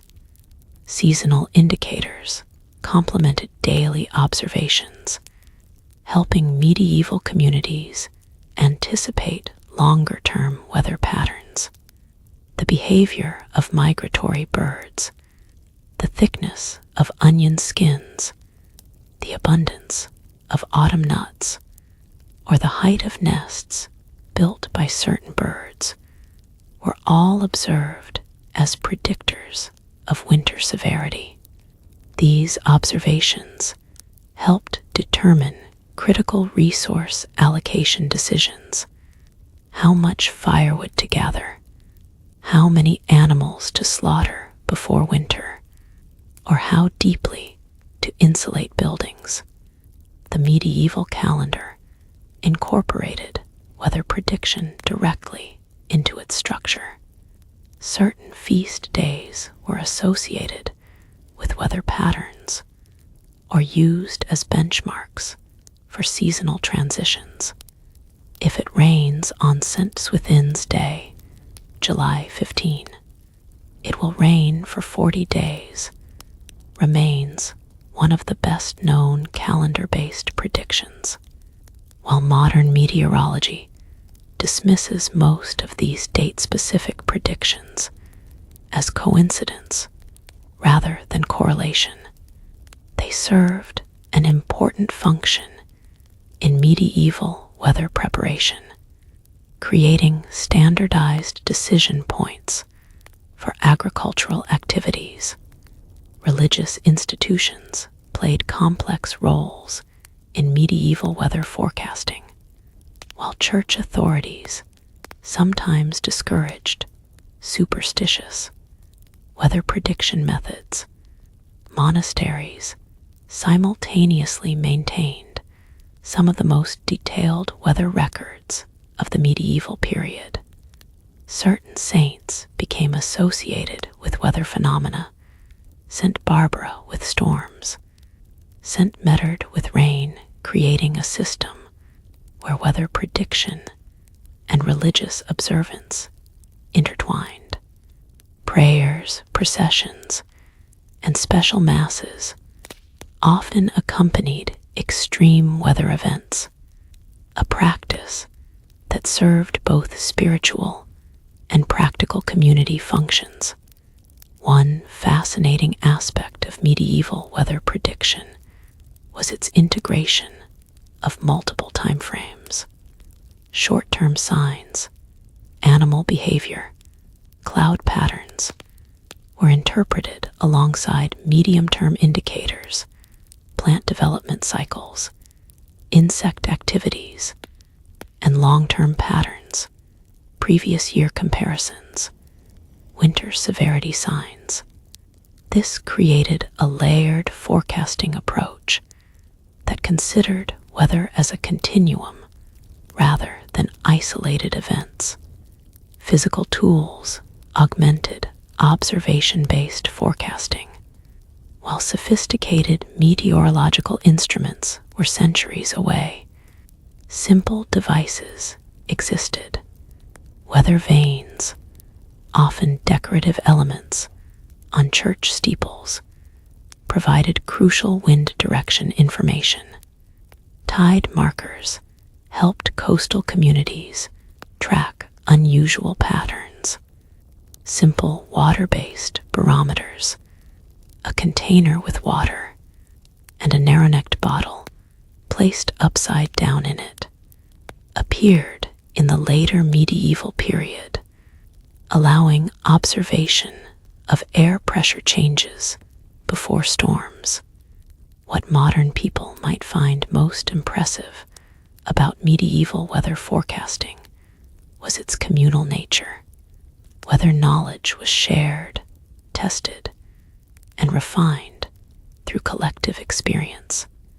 Competing predictions were noted, and their outcomes remembered, gradually strengthening accurate prediction methods while discarding less reliable ones. This created an early form of peer review, where forecasting methods faced continuous real-world validation. The prediction was correct. The unseasonal thaw has been followed by relentless rain, now falling in sheets from a leaden sky. Fields that were snow-covered yesterday have transformed into muddy lakes today. The village stream, normally a modest trickle through winter months, has swollen dramatically, its brown waters rising ominously toward cottage foundations and precious winter storehouses. The medieval nightmare scenario is unfolding: a midwinter flood.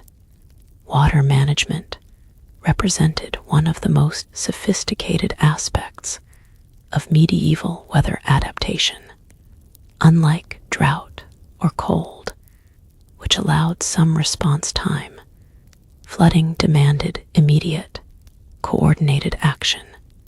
The medieval landscape was shaped by centuries of hydrological engineering, designed specifically to manage water's destructive potential, creating resilience against one of nature's most devastating forces.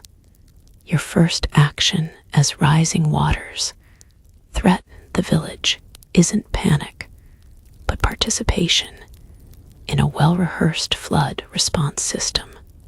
Every medieval community in flood-prone regions maintained emergency protocols that activated automatically when waters rose. These weren't written plans, but embedded knowledge. Everyone knew their role when the warning bell sounded, or when waters reached certain landmark levels. The initial response focused on protecting critical resources. Food storage facilities received first priority, with emergency work parties constructing temporary barriers or relocating stores to higher ground. Livestock would be moved to predetermined safety areas, often the village church on its slight elevation, or purpose-built mounds constructed specifically as flood refuges. Only after these critical resources were secured would attention turn to protecting individual dwellings and possessions.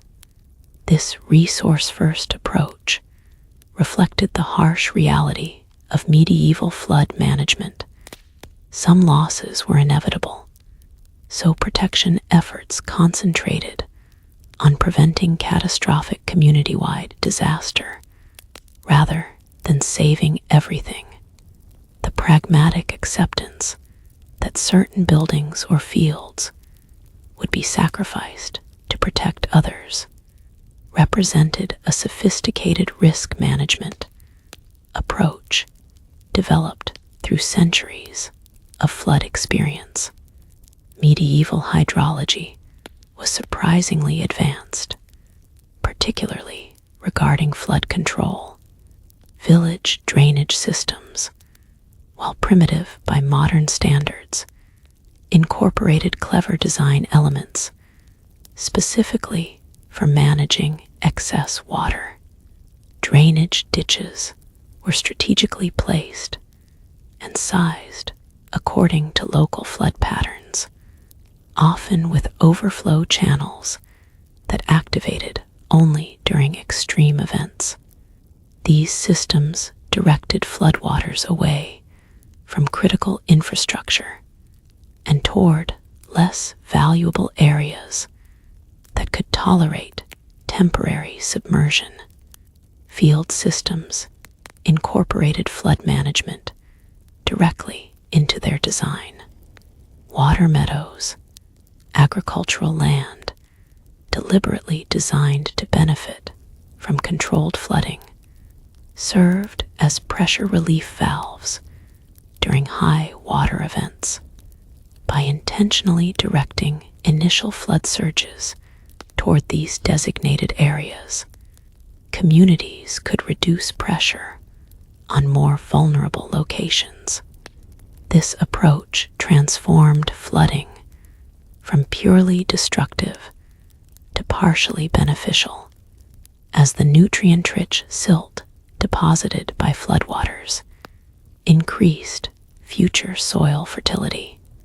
The positioning of medieval villages themselves reflected flood awareness, while modern observers often wonder why settlements were built in seemingly vulnerable locations. Closer examination reveals sophisticated site selection. Many apparently flood-prone villages actually occupied micro-elevations, rises so subtle that casual observation misses them, but sufficient to remain dry during normal flood events. Others were positioned near floodplains, but on slight terraces that historically remained above most high water marks, where topography didn't provide natural protection. Medieval communities created artificial solutions. Raised pathways ensured critical connections remained usable during moderate flooding. Building foundations in flood-prone areas were often elevated on stone footings. Earthen berms protected particularly vulnerable structures or directed water flow away from sensitive areas. These modifications typically developed incrementally over generations, with each flood event triggering adaptive improvements to the community's physical infrastructure. Water-powered mills, critical infrastructure for food processing, received special attention in flood management systems. Their necessary riverside locations made them inherently vulnerable, but their designs incorporated sophisticated flood adaptations. Mill races, the channels directing water to the wheel, often included overflow channels and sluice gates that could be manipulated during high water to reduce pressure on the main structure. Mechanical components were designed for quick removal when flooding threatened, allowing valuable machinery to be salvaged even if the building itself was damaged. Individual buildings in flood-prone areas incorporated specific architectural adaptations. Ground floors might be designated for animal housing or storage of non-critical items, with human living quarters and valuable goods positioned on upper levels. Walls were often constructed from materials that could withstand temporary submersion. Stone at lower levels, with more vulnerable materials used only above the historic floodline. Some structures included deliberate weak points designed to break away during flooding, rather than causing catastrophic structural failure of the entire building. Temporary flood barriers represented another key medieval strategy. Communities maintained supplies of materials, specifically for emergency flood protection. Wooden boards, clay, straw, even manure could be pressed into service to create hasty berms around threatened structures. While these temporary measures weren't always successful against major floods, they could provide crucial extra hours for evacuating people and salvaging valuable resources.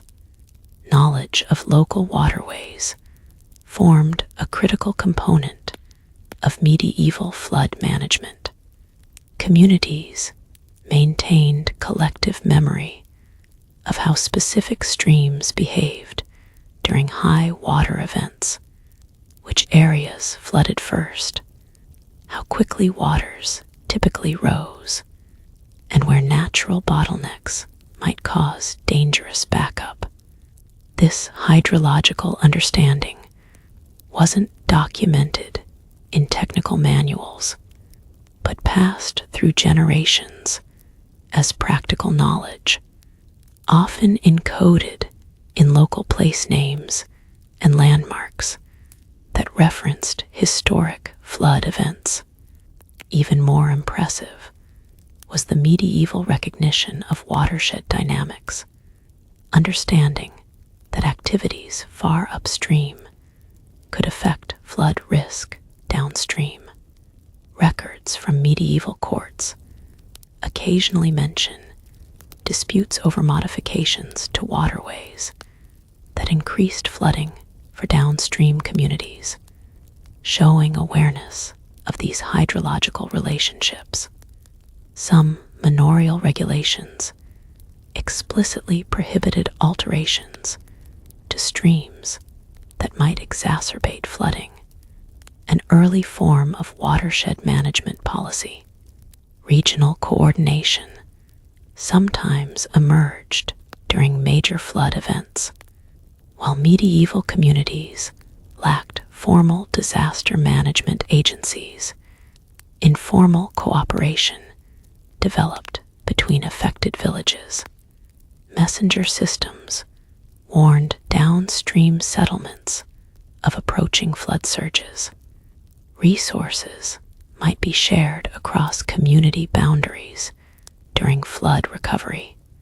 These cooperative responses weren't universally applied, but occurred frequently enough to demonstrate recognition that major floods required supralocal solutions. The aftermath of flooding triggered another phase of medieval water management expertise.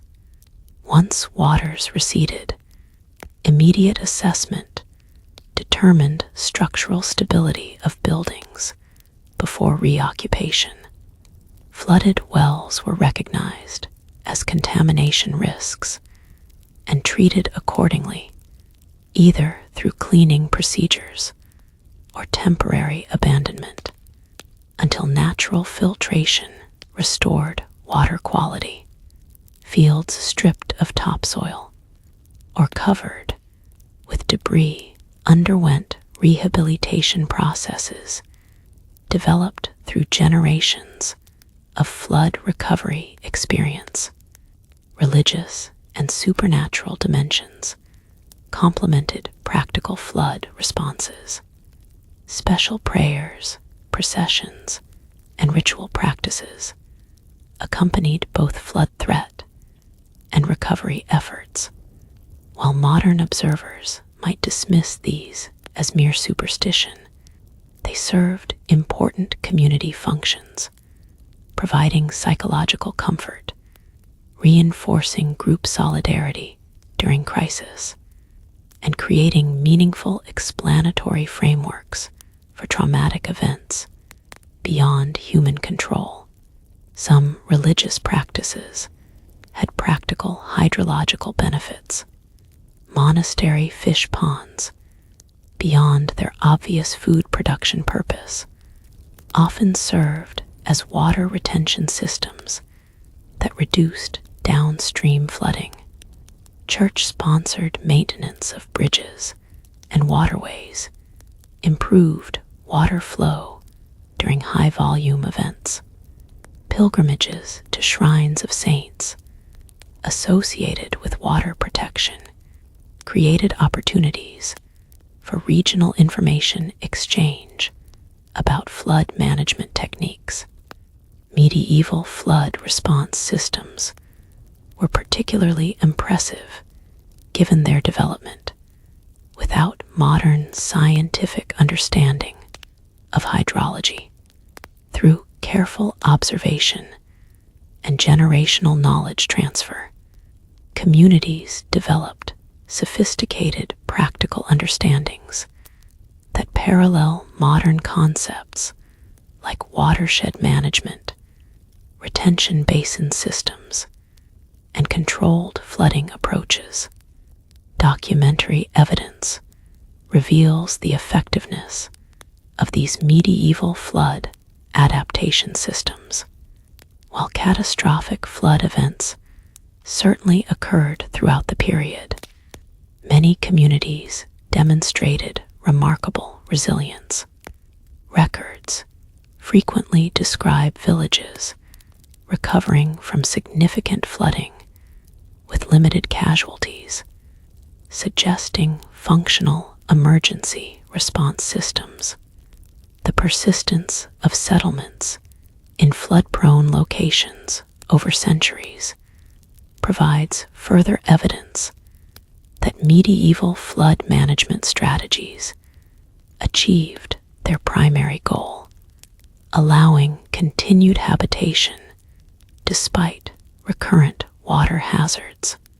For all their sophistication, medieval flood management systems had significant limitations. Without modern materials, large-scale engineered solutions like major dams or flood walls remained beyond technical capacity. Communication limitations meant warning systems operated slowly, particularly for flash flooding events. Economic constraints prevented implementation of some known flood protection measures as communities balanced flood risk against other pressing needs. Perhaps most fundamentally, medieval flood management operated within a worldview that accepted certain natural disasters as inevitable or divinely ordained. While practical responses were sophisticated, they coexisted with fatalistic recognition that some flood events would overwhelm any human preparations. This theological framework didn't prevent practical action, but established psychological boundaries around what was considered feasible. As you join your neighbors piling dirt and straw to divert water from the village granary, you're participating in this ancient tradition of flood resistance. The techniques you're using weren't invented yesterday, but refined through centuries of similar emergencies. Your knowledge of which buildings to prioritize, which belongings to move upstairs, and when to abandon protection efforts in favor of evacuation belongs to a sophisticated water management tradition developed long before scientific hydrology existed. The rising waters may damage individual structures, ruin certain stores, and create weeks of muddy misery, but the community's core resilience remains intact. When the waters finally recede, leaving behind silt, debris, and damage, the recovery process will begin immediately. Another well-rehearsed response to water's temporary victory over human settlement. The fields will eventually dry, repairs will progress, and the village will survive, not by conquering the flood, but by working with it, directing its force away from critical resources while accepting certain losses as the price of living in a water-rich landscape. The paradox of summer in medieval times is one you might not immediately grasp from our air-conditioned perspective. You see, while winter's bite was certainly feared, summer's embrace could be equally deadly. As the spring dew evaporated and the mild days of May gave way to the scorching heat of summer, medieval peasants would face an entirely different kind of weather challenge, one that would drain them of both moisture and hope. Unlike today's heat waves, which might mean cranking up the air conditioning or complaining about sweaty public transport, a medieval heat wave was an existential threat that could lead to widespread starvation. Remember those precious grain reserves we discussed earlier, the ones that helped you survive the bitter winter? Well, they're dwindling rapidly, and this summer's wheat is withering in the fields before your eyes. The stalks are stunted, the heads thin and malformed. Even if you harvest every single one, it won't be enough to survive the coming year. Drought was particularly devastating to medieval agriculture because of its total dependence on natural rainfall. Without modern irrigation systems, once the soil moisture was depleted, there was little to be done but wait and pray. Medieval peasants developed intricate weather prediction systems based on generations of observation. Red sky at night, shepherd's delight. Red sky in morning, shepherd's warning, wasn't just a quaint saying. It was vital meteorological intelligence in a time without satellite imagery or weather apps. During particularly severe droughts, peasants would resort to desperate measures to call down rain. In some regions, they would carry church relics or statues of saints in procession around the fields. In others, they might perform specific dances or rituals that had, at some point in the past, been followed by blessed rainfall. One particularly odd practice, recorded in parts of France, involved village women wading naked into streams at midnight during a new moon, dragging branches behind them to attract moisture to the land. The local priest usually pretended not to notice this decidedly unchristian behavior. After all, his crops were failing too. Heat brought another deadly enemy: fire. Remember those timber and thatch houses we spent so much time discussing? Well, they're essentially giant kindling boxes during a drought.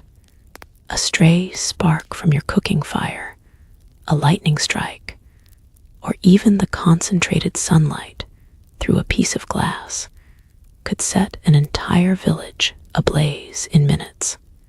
And with water sources drying up, fighting these fires became nearly impossible. Many medieval villages were completely destroyed by summer fires, only to be rebuilt in exactly the same way, because there simply weren't other affordable building materials available. The physical effects of heat on the medieval body were particularly brutal. Without understanding the importance of hydration or having access to clean water reserves, heat stroke and dehydration claimed many lives. You would notice villagers, particularly the elderly and very young, becoming confused, their skin hot and dry to the touch, before they collapsed and often died. Medical treatment for heat-related illness was predictably ineffective, ranging from bloodletting, which would only worsen dehydration, to various herbal concoctions that probably did little but waste precious water. Summer heat waves also brought an explosion of insects that would torment both humans and livestock. Mosquitoes bred in any standing water, spreading disease. Flies multiplied exponentially, contaminating food and spreading dysentery. Your medieval self would be constantly swatting, scratching, and cursing these tiny tormentors. In some regions, peasants would hang bunches of certain herbs, lavender, rosemary, or sage, from rafters in the belief they would repel insects.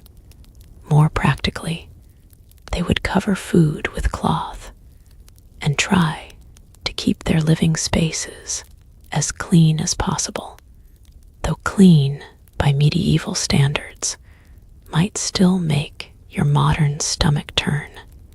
Scorching heat had one unexpected effect on medieval social dynamics. It leveled the playing field, if only slightly.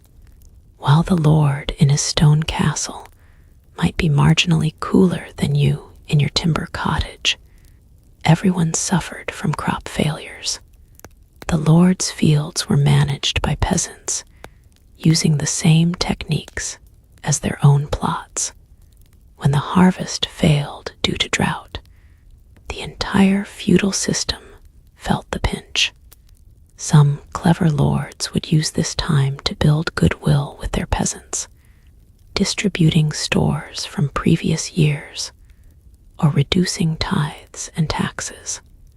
Others, predictably, would squeeze harder, demanding their full share even as their peasants starved, a strategy that occasionally led to rebellions despite the severe punishment that would follow. Let's take a moment to discuss water management during these parched times. That stream that runs near your village, the one where you collect drinking water, water for cooking, washing clothes, and where your animals drink, is now a pitiful trickle of mud. Medieval communities would implement strict water rationing during droughts. The pecking order was clear: drinking water first, then water for essential food crops, then for livestock, and only if there was any left would you be permitted to use it for washing. Personal hygiene, already questionable by modern standards, would decline precipitously during heat waves. The stench of unwashed bodies would mingle with the smell of dead crops and livestock, creating a miasma that seemed to hang in the still, hot air. Speaking of livestock, your animals suffered terribly during heat waves. Cattle and sheep would become lethargic, milk production would drop dramatically, and many would simply collapse and die in the fields. Desperate peasants would sometimes lead their animals for miles to find water sources, creating conflicts with neighboring villages who were equally protective of their dwindling resources. Water rights disputes were common and occasionally violent during severe droughts. Medieval chronicles are filled with accounts of these summer disasters. The drought of 1250 to 1253 was so severe across Europe that many major rivers, including parts of the Rhine, were reported to have dried up completely. You could walk across riverbeds that had been navigable by boat just months before. Church records from this period show an increase in special masses and processions dedicated to praying for rain. They also show an uptick in accusations of witchcraft. Someone had to be blamed for such unnatural weather, after all, and the marginalized were always convenient scapegoats. Heat waves also heralded the spread of disease. The same conditions that caused crops to fail, high temperatures, and drought, created perfect breeding grounds for certain pathogens. Dysentery became rampant as people drank from increasingly contaminated water sources. Food poisoning was common as the heat accelerated spoilage. Without refrigeration, meat would become dangerous within hours of slaughter. Medieval peasants had various preservation techniques: smoking, salting, pickling, but these required resources that might be in short supply during a drought.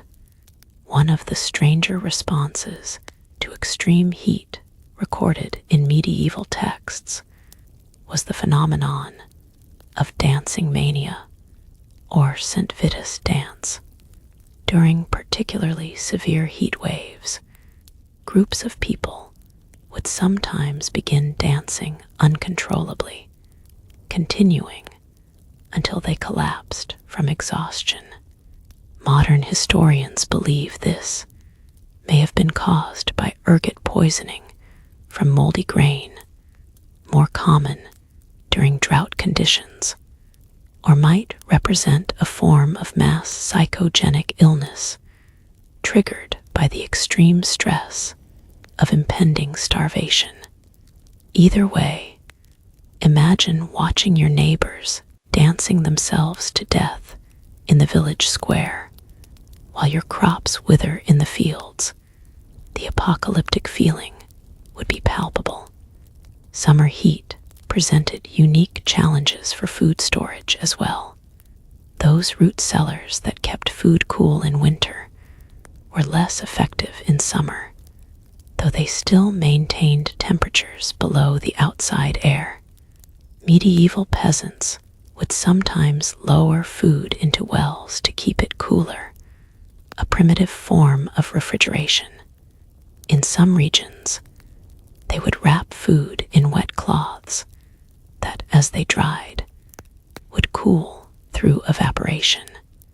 Ice was a luxury for the nobility, harvested in winter and stored in specially constructed ice houses, not something available to the average peasant. The practical knowledge that medieval peasants accumulated about surviving heat waves was passed down through generations, becoming embedded in folklore, sayings, and seasonal customs.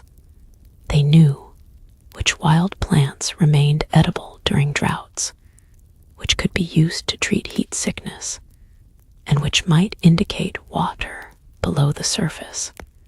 They understood how to position their bodies during field work to minimize sun exposure, and how to pace labor to avoid collapse. This embodied knowledge represented centuries of trial and error, often paid for with lives.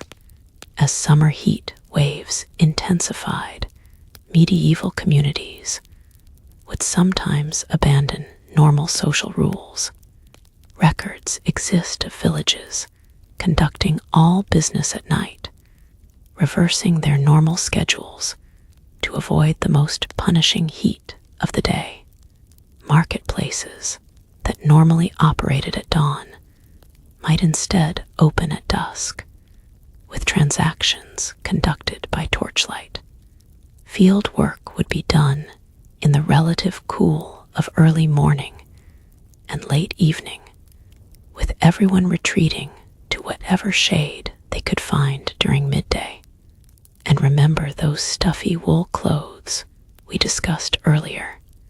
They'd be modified for summer, with many peasants working in the minimum amount of clothing deemed decent, and sometimes less when they thought they weren't being observed.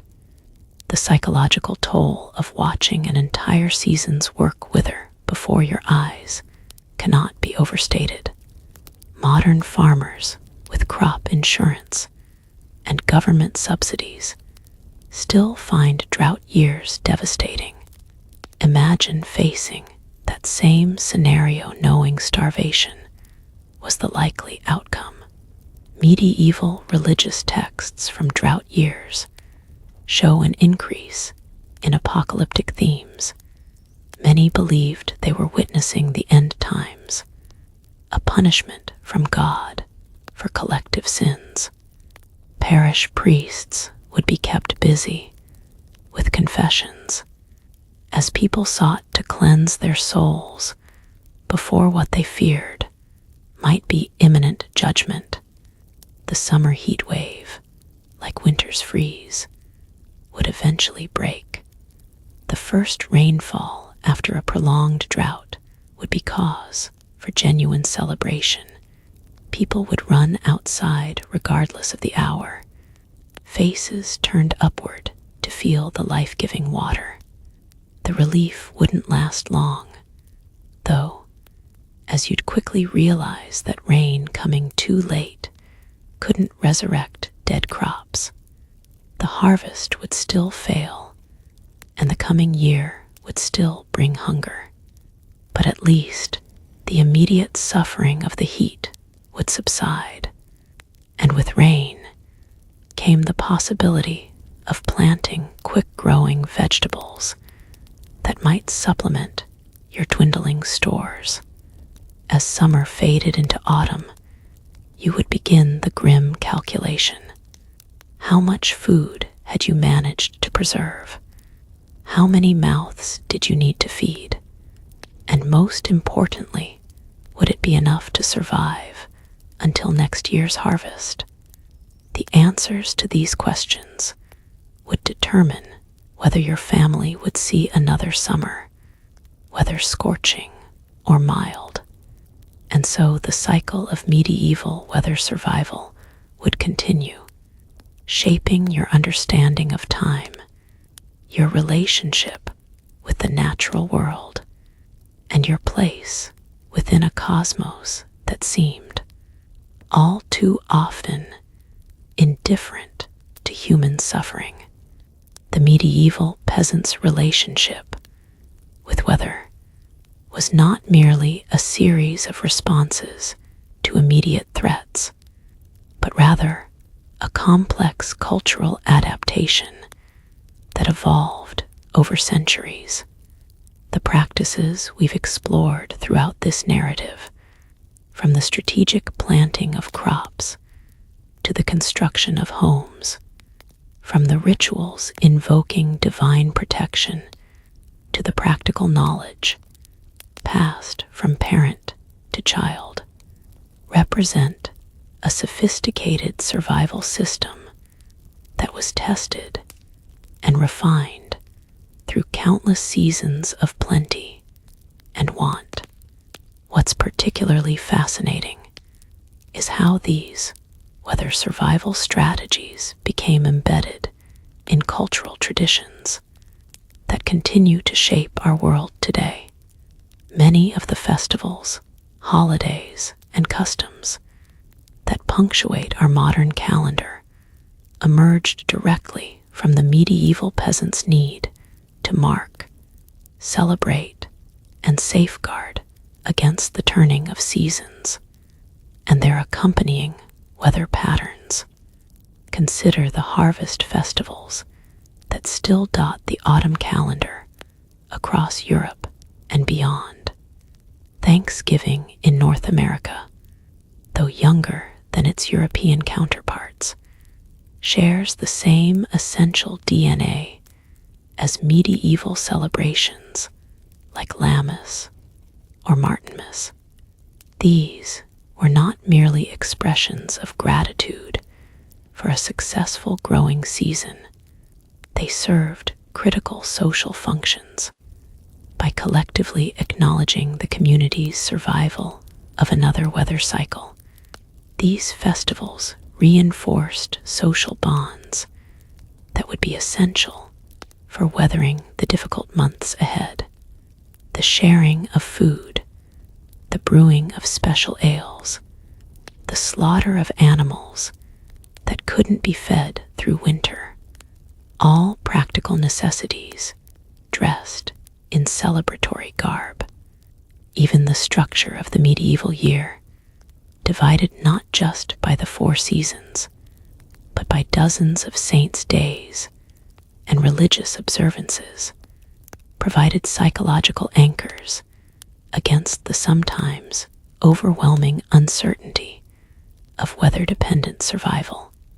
When you're not sure if your crops will survive an early frost or a late thaw, the predictable rhythms of the liturgical calendar offer comforting certainty. The church bells would still ring for vespers, whether your field was flooded or parched. This psychological scaffolding shouldn't be underestimated as a survival mechanism. Whether wisdom became encoded in folklore and oral traditions that would be passed down long after the medieval period ended.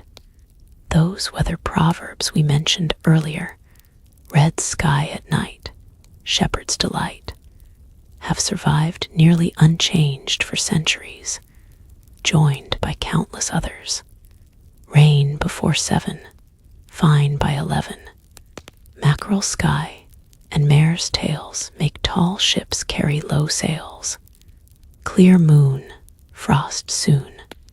These weren't mere superstitions, but compressed observational data, the medieval equivalent of meteorological algorithms designed to be easily remembered and transmitted across generations.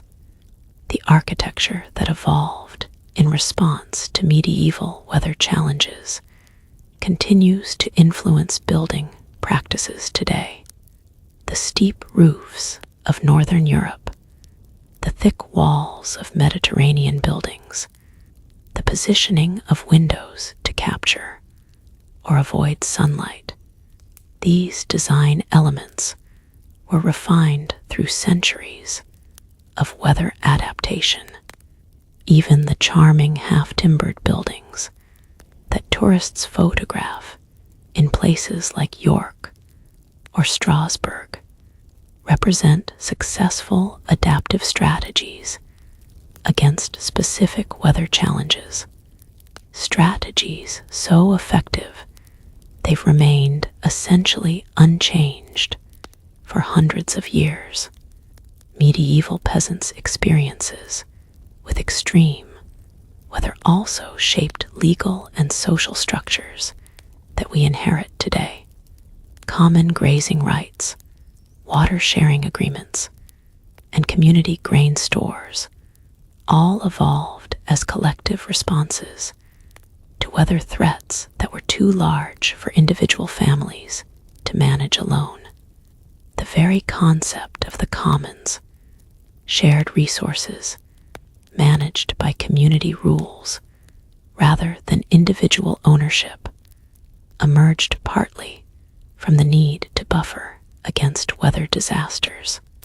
When your survival depends on access to wood during a killing frost, or to community wells during a drought, you develop sophisticated systems for equitable resource sharing.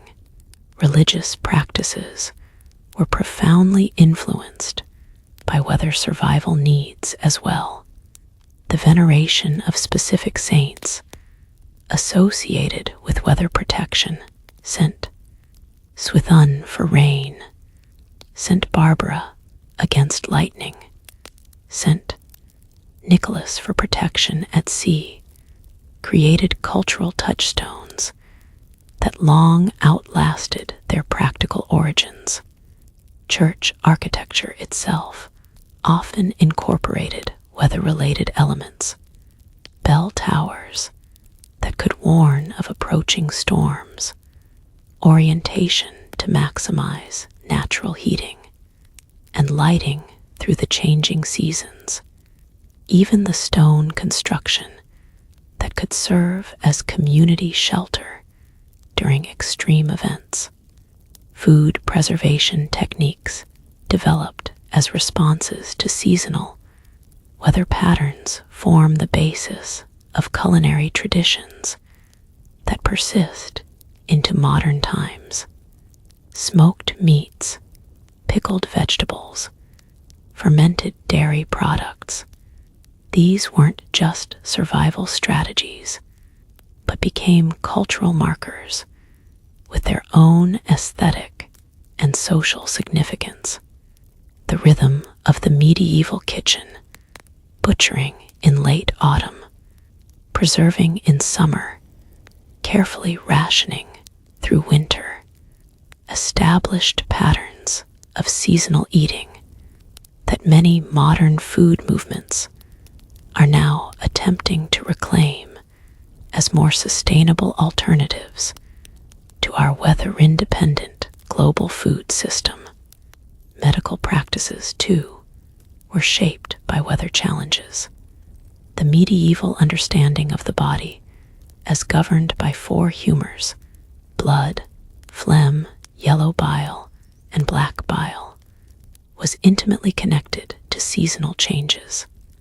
Bloodletting was more commonly performed in spring because it was believed that blood increased naturally with the warming weather. Herbal remedies were gathered at specific times based on weather patterns thought to enhance their efficacy.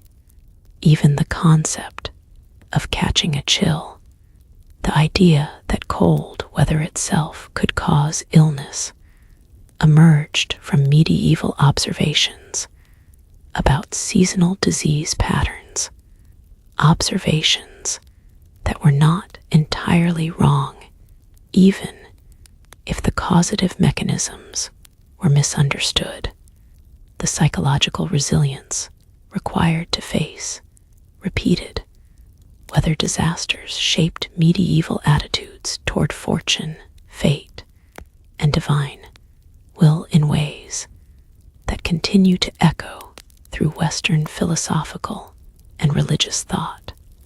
The concept of memento mori, remember that you must die, wasn't merely religious doctrine, but a practical psychological adaptation to an environment where a sudden storm could destroy a year's work, or a winter cold snap could claim a loved one.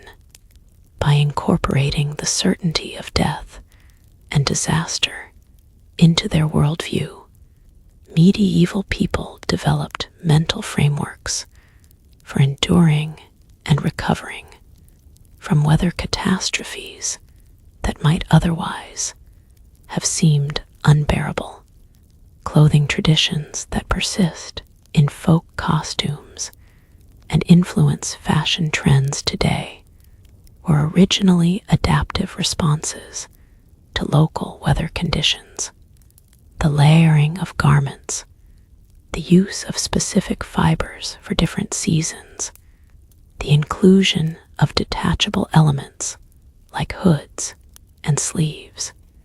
These practical innovations became cultural signifiers. Regional variations in traditional dress, often traced directly back to specific weather challenges. Wide-brimmed hats in sunny regions, water-resistant wool in rainy areas, layered linen in variable climates. Even language bears the imprint of the medieval weather experience. Our vocabulary for describing weather phenomena is rich, with terms that emerged during this period.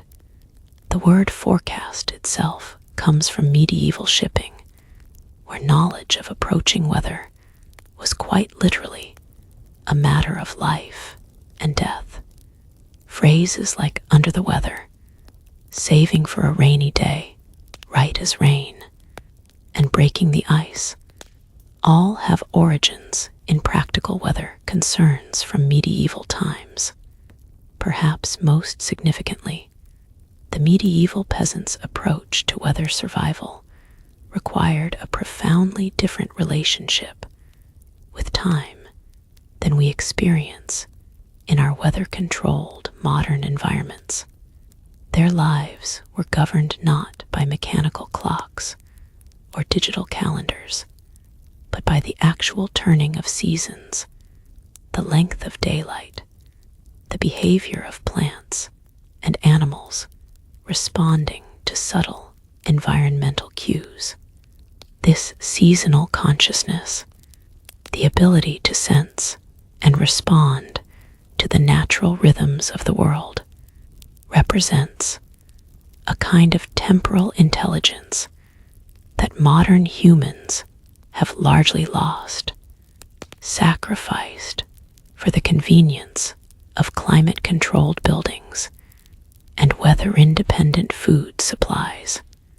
And yet, as climate change forces us to confront the limits of our supposed mastery over nature, there may be wisdom to recover from our medieval ancestors' weather resilience, not the superstitions or the ineffective remedies, but the fundamental understanding that human life exists within, not apart from, the great cycles of the natural world. The medieval peasant, for all their technological limitations, understood something that we modern humans sometimes forget, that weather is not merely something to be endured or controlled, but the very medium through which the drama of human existence unfolds. As you lie in your bed tonight, cocooned from whatever weather conditions exist outside your walls, consider for a moment the medieval peasant facing those same conditions with nothing but ingenuity, community, and painfully acquired knowledge as protection. Their resilience in the face of weather extremes wasn't merely about survival, but about creating meaning and beauty within the constraints imposed by natural forces. The seasonal festivals, the communal barn raisings, the weather lore and folk songs, these weren't just adaptive strategies, but expressions of a deeply human desire to find joy and purpose, even in harsh conditions. The story of how medieval peasants survived harsh weather is, in the end, the story of how humans have always found ways to persist, to adapt, and to create culture from the raw materials of necessity.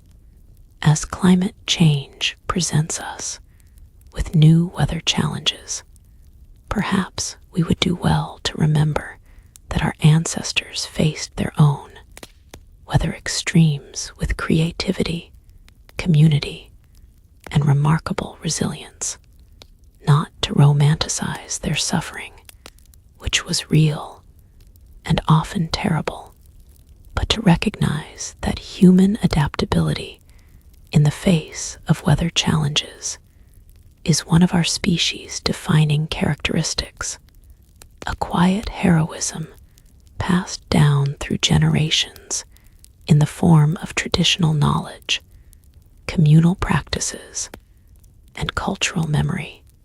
And so, as the medieval peasant would mark the turning of seasons and the passing of weather emergencies with both pragmatic preparation and meaningful ritual, let us acknowledge that while the specifics of our weather challenges may change, the fundamental human story remains.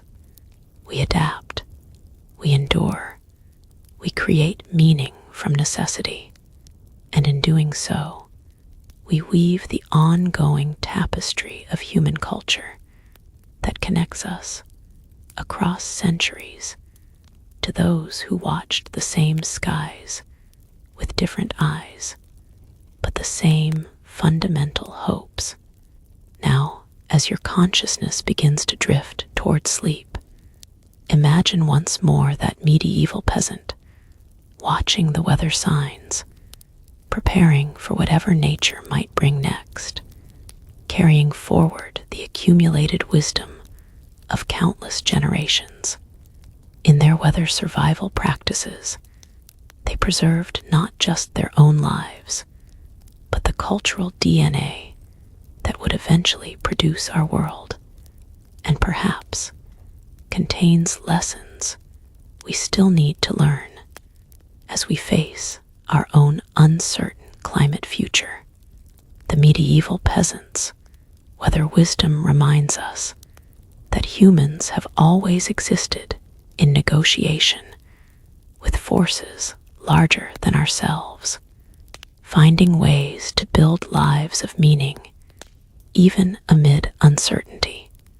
Their resilience speaks across centuries, offering not just historical curiosity, but practical inspiration as we face our own environmental challenges. So as you release the last tendrils of conscious thought, let the image of that peasant looking skyward, reading the clouds, planning for tomorrow's weather dissolve into the mist of approaching dreams. Their story is complete for tonight, but the greater story continues with each changing season, each shifting weather pattern, each human adaptation to our ever-dynamic home on this weather-swept planet.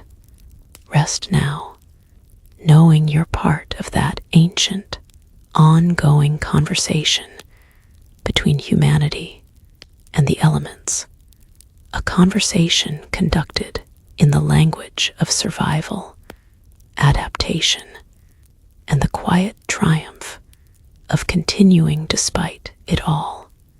Sweet dreams.